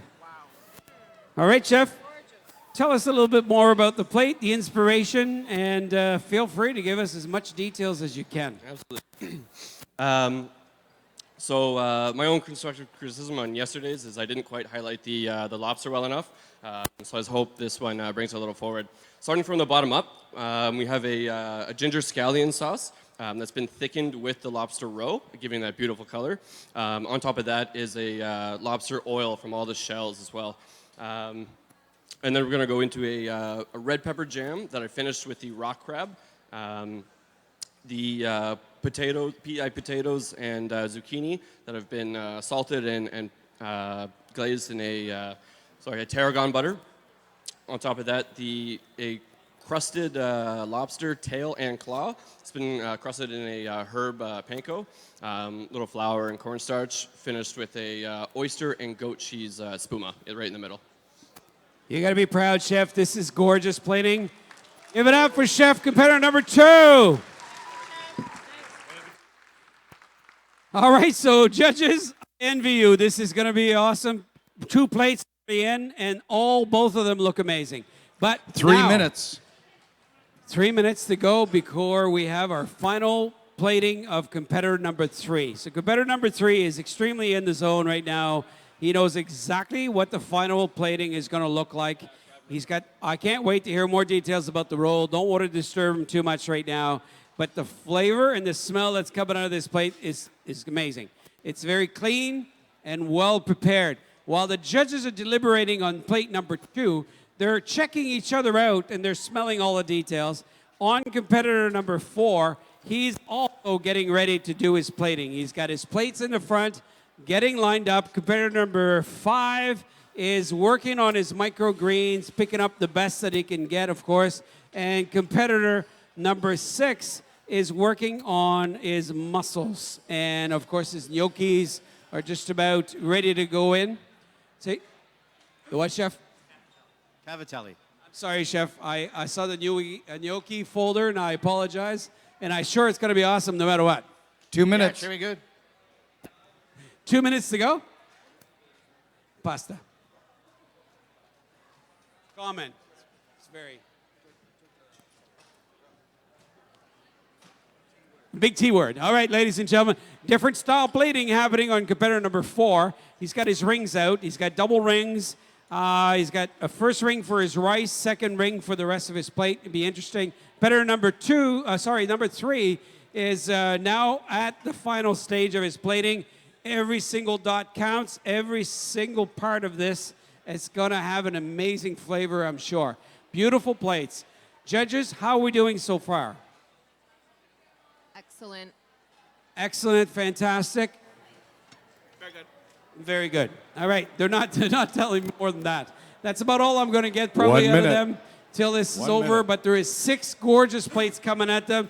So far, it has not disappointed, Rob. Right? We've got 2 beautiful plates, and by the looks of the canvas right now that's happening on plate number 3, it's going to be equally as nice. No pressure, even though his chef is standing right in front of him. I love that part. Calm, collective, watching every single step. Jeff, 30 are you, seconds. Proud of your boy? Oh, very proud of Nick. He's doing a great job today. It looks like he's executed his dish the way that he wanted to. Man of a few words, but very direct. Knows exactly. Encouraging his chef and very much 15 behind seconds, folks. him. Let's count them out in 10, 10, 9, 8, 7, 6, 5, 4, 3, 2, 1. Whoa! Done. Right down to the wire. the wire. Awesome, chef. We're going to take those plates to the judges and go from there.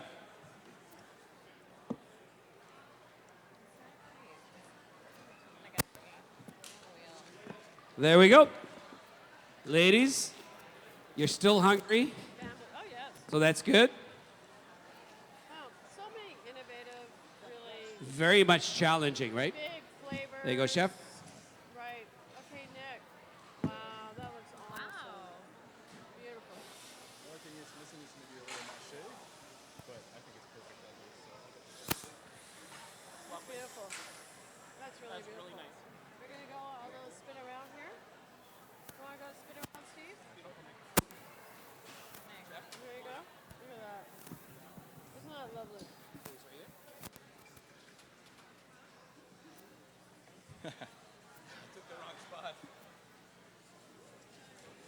All right, chef, tell us the pressure is over for now. The pressure's just begun. All right, tell us more details about this stage. I'm a little intrigued by the carrot use. So tell us all about it. Well, if I have to start somewhere, let's start in Fortune Bay, Prince Edward Island, at the Inn at Bay Fortune, where one of the first things we pull out of the ground is a carrot. This dish is all about connection. Connecting local farmers, shellfish farmers, farmers on land, all together. So, in the morning, I'll pull a carrot out of the ground, and then I'll go meet up with Dennis, where he farms our lobsters. He fishes for our lobsters and our oysters. In here, you have lobster cooked in carrot butter, and you have carrot cooked in lobster butter. Connection, right? In that roulade, you have, well, simply wrapped carrot, basted in lobster butter, but inside is crab, clam, tons of fresh herbs, a little citrus, just a beautiful little bite. It almost tastes kind of porky, almost like there's bacon in there from the clam. It's really beautiful. But like I said, this dish is all about connection. So the white dots there is an oyster aioli. The yellow is an oyster and carrot puree. So this is like carrot 3,000 ways, lobster a couple of ways, but all the shellfish you can think of in this dish. To me, Prince Edward Island is about connecting farms to the people. So enjoy. Let's give it up, folks. This is a very inspired plate. from the start to finish. Chef is doing an amazing job, very proud. And at this point, I'm sure his chef's very proud of him as well. Very well executed. And that is it for plate number 3. Now we're going to plate number 4. 2 minutes. 2 minutes to go before plate number 4. And it's Rob. I don't know. He's got his spoon ready. I know that. And it's all about Thai. Yeah, so this is the Thai dish from Chef Daniel Kim. So he's taken that, the Asian West Coast flavors, and he's incorporating them into the fresh seafood that he's discovered here on PEI. Not that they don't have it out in Vancouver, but what are we at, 30 seconds? 90 seconds. 90 seconds, sorry. Right.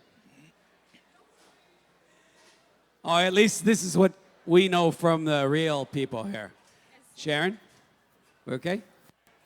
We're on the same page?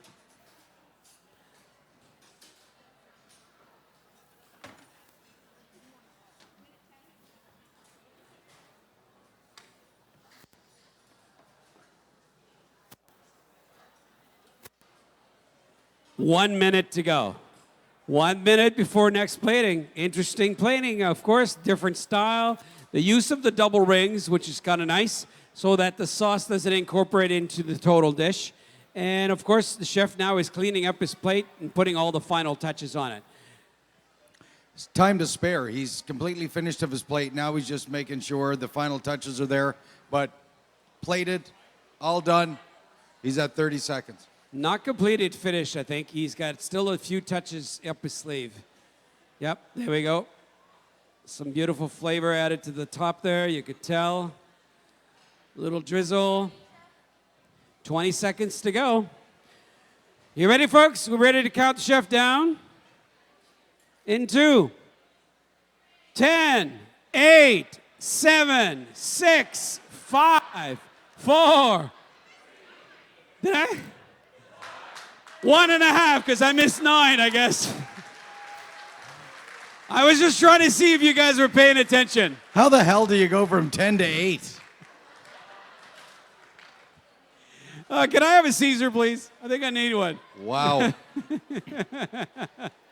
Someone had a stroke in mid-sentence there. Oh, don't mind me. Well, I gave him 1.5. I smell burnt toast.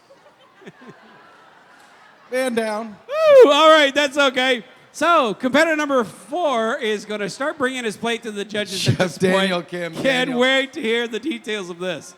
You know, ripped him off from a second. I'm sorry. It's the enthusiasm, I think, folks, right? 10, 9, 8. I know. I know. Lesson number 3. All right. Go for it, chef. How are you? Good, how are you? I'm great. Hi, thank you. There's your microphone, chef. I'll let you take a breath. Meanwhile, big selfie. That was good. And tell us a little bit more about this amazing plate. The smells are incredible. So tell us all about it. So this is a Thai-inspired dish, mostly from tom yum. So on the bottom, there's a little bit of jasmine rice. And on top, there's all the seafood, lobster, PEI mussels, and the clams, the bar clams. Sorry. No problem. Yeah, and then on top, it's a Thai cucumber salad that I'd like to call it. There's a little shaved red onions, small red peppers, and then and cilantro. And I'm gonna say a little bit of basil with a honey lime vinaigrette. So, chef, the flavor into the sauce is where most of the seafood is at, right? Yeah, that's where I'm trying to win the points at. Okay. So in that particular bite, there is a flavor, outstanding flavor of lobster and clams Yep. and what else? Everything. Oysters? There's a little bit of mussel nectar in there as well. So all the goodness. Awesome. Give it up, chef number 4, ladies and gentlemen. Amazing pressure, lots on the go. This is a great. We're going to go to competitor number 5. Competitor number 5 at this point is finishing up his plate. He's got a little bit of time ahead of himself. And all the details, everything it looks like it turned out exactly the way he described it to us. It's all about the lobster. Lobster focus on this one in a big way. And you could see all the details of this plating. Nice and very much like a canvas, you know. painting exactly what he wants as far as the details goes. Chef, I'm telling you, Rob, this plate is beautiful. And that's been the trend, literally coming from one top to the other. We're in competitor number 5, but it smells good at number 6 as well. He's got his pasta just about ready to go. 2 minutes. 2 minutes. 2 minutes, so that gives you 7 minutes, Chef. So that's good. Beautiful. And we've seen the game amped up even from yesterday. Yeah. The quality of the dishes, and that's hard to believe, but the quality seems to have come up a little bit more. And a lot of that's due with the ingredients that they're using. And the ingredients are brought to the kitchen, the stadium kitchen that we have here that the folks at the Culinary Institute of Canada have set up with the help of our good friends at Cisco, who source locally but distribute nationally some of the finest and freshest products. So good things come from Cisco, and we'd like to thank our major sponsor, Cisco Foods, for not only servicing the independent restaurants and the chains, but also the hotels, motels, the healthcare centers right across the country, and the Canada and the U.S. Cisco brings I think the part quality. that we all forget is often a lot of people think we're chef inspired, very much local inspired, but guess what? You still need some saran wrap. You still need the basics. Absolutely. And Cisco are your partners for sure. They're doing a fantastic job all across Canada. Actually, Canada, U.S., internationally, it's amazing what they do. But what they do that's even more spectacular is when they find that unique product, they put it all across. Right. So for chefs who are from the U.S. and from Canada, they have a chance to have that amazing lobster or that amazing crab or whichever that they find. And we're at 30 seconds left before Chef at B_THIBO on Instagram. Oh, he's got time too. He's finally responding to you. Yeah. Because his plates are ready by the looks of things.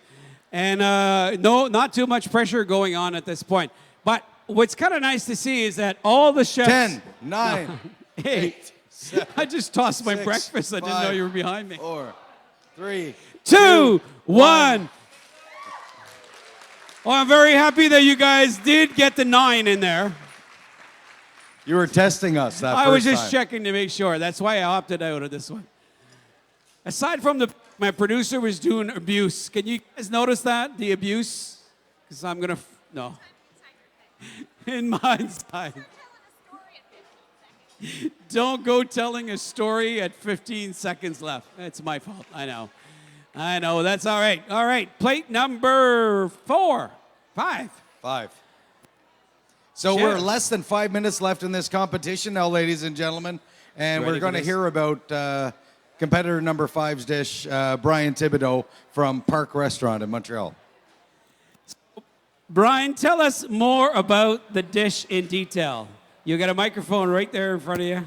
This isn't going to be any Go for it. So this dish, I really wanted to go a different direction than, like lobster is beautiful butter poached, some acidity to it, but I wanted to go a different direction completely. So I did a little bit of a blackening spice on my lobster. Inside my sort of play on risotto, I did a bunch of rock crab that's been shredded. That's mostly the salt in there. I didn't have to add much more seasoning to that. As well as I did a little bit of crispy wild rice on top with a bit of coriander in the salt that I used to season it, and lime to make sure it has some nice acidic and herbal notes. I also have a lobster roe vinaigrette and some marinated mussels on there as well. Obviously, all the nectar got used into the risotto. There was no waste. The head of the lobsters got used to make my stock as well. Really just trying to showcase all these products in a different way than you would normally find around here. So, Awesome job, Chef. You got to be proud. thank you very much. All right. Good luck. Thank you. Hope you make it to round 2. No pressure from anybody except one chef. One chef is left. He's got his plates all ready to go. Sure does. Now, one thing that I will mention, think about this, ladies and gentlemen. We've had some of the top chefs from North America, from the U.S. and Canada, competing here, and 2 of them are from the same restaurant, the Park Restaurant in Montreal. So it must be a pretty cool spot to eat. Pretty good, not too bad, I'd say. Yeah, I would think so. And I don't. Do you think we have an in? Do you think we'll be able to get in next time? If I we're in don't get a Montreal? free app, and it's not my birthday either, if I don't get a free app from one of these 2 guys, I'm unfollowing Brian. That's the first thing I'm doing. That's what I'm doing. Yeah, for sure. If I don't get a free app when I go to Park Restaurant. Get more Instagram followers. Shot some oysters. His list says, get more Instagram followers, shuck some oysters. That's his goal. That's his goal. Our right goal there. is to get a free app. Like, what's going on here? We're missing the boat or something. All right, we've taken the pressure off competitor number 6, but it's real. It's his turn. He's getting. So we're at 2 minutes. He's got the perfect egg cooked. He's got the pasta ready. He's putting some, I'm assuming that's bacon. And of course, he is in the zone, finishing his 4 plates. Total different approach than everybody else. This is brand new. It'll be very interesting to see how this all goes with the judges, of course. And there goes the perfect egg right on top. What's our timing like, Sharon? Wow. That is amazing. 30. So, of course, there's that perfectly cooked egg. Of course, you have a bird's eye view up there. You can see exactly what's going on. He never broke one of those yolks. Do you know how bad I would butcher that? You just want to go there and poke it, don't you? I do, too. Let's do it after the judges get it. Yes, I feel of like course. Austin Powers with the stick just going in there a little bit. That'd be awesome. So the judges are now on plate number 5. The last plate is ready to go. They've somewhat pushed their last plate away. They've got everything ready and waiting for this last dish of the pasta. 1 minute. And of course, the chef seems to be happy, but he's got He's a whole ready. minute. He's got a minute to go, chef. So wow, 44 minutes. you got Let's time just to wipe your brow and throw one of course, away. happy with what's going on. And watching the last specks on his plates, make sure it's nice and clean. And of course, from there, we'll present it, and that'll be the end of it. From there, this is what's going to happen next, so everybody's in the loop. So the judges will go in the back room, and they'll deliberate those 4 plates, just so everybody wonders who's the mystery judge in the back with the 4th plate. But the 4th plate is for the photography and for the chefs who are judging to refer back to each dish as well at the same time. All right? So nothing goes. All right, so here comes. Here We it can comes. count down if we want, but our next chef is already there. I'm doing the countdown, man. That's it. 10, 9, 8, 7, 6, 5, 4, 3, 2, 1. Chef, you were finished ahead of the game. Everybody's happy. Come on, look up, smile a little bit. Little selfie. I'm killing time, giving the judge a little chance here to do what they've got to do.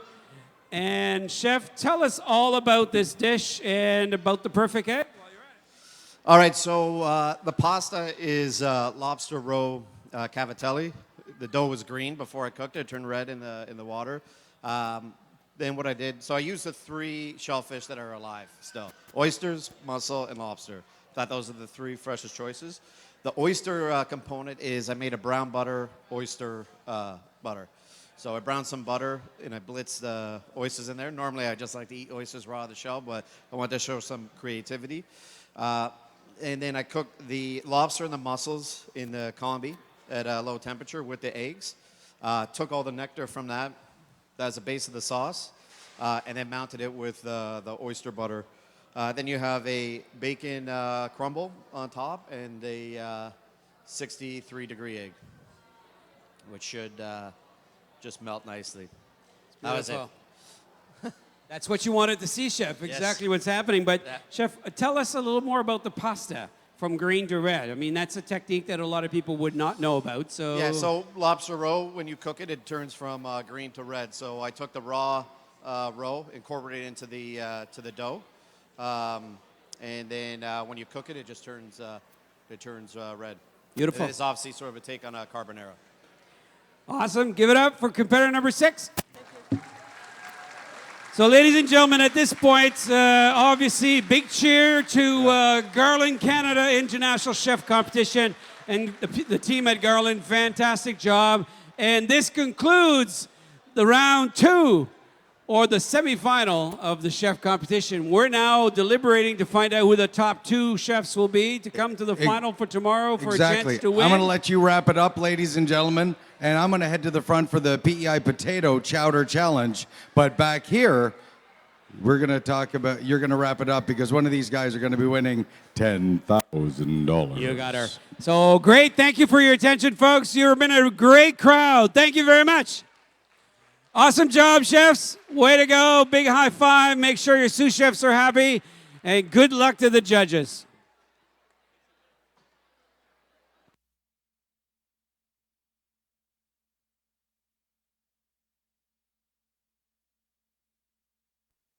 What does it take to grow a quality potato? For those who live here, producing the best is more than a job. It's a way of life. It takes all the right ingredients, the work of many hands, and the spirit to persevere.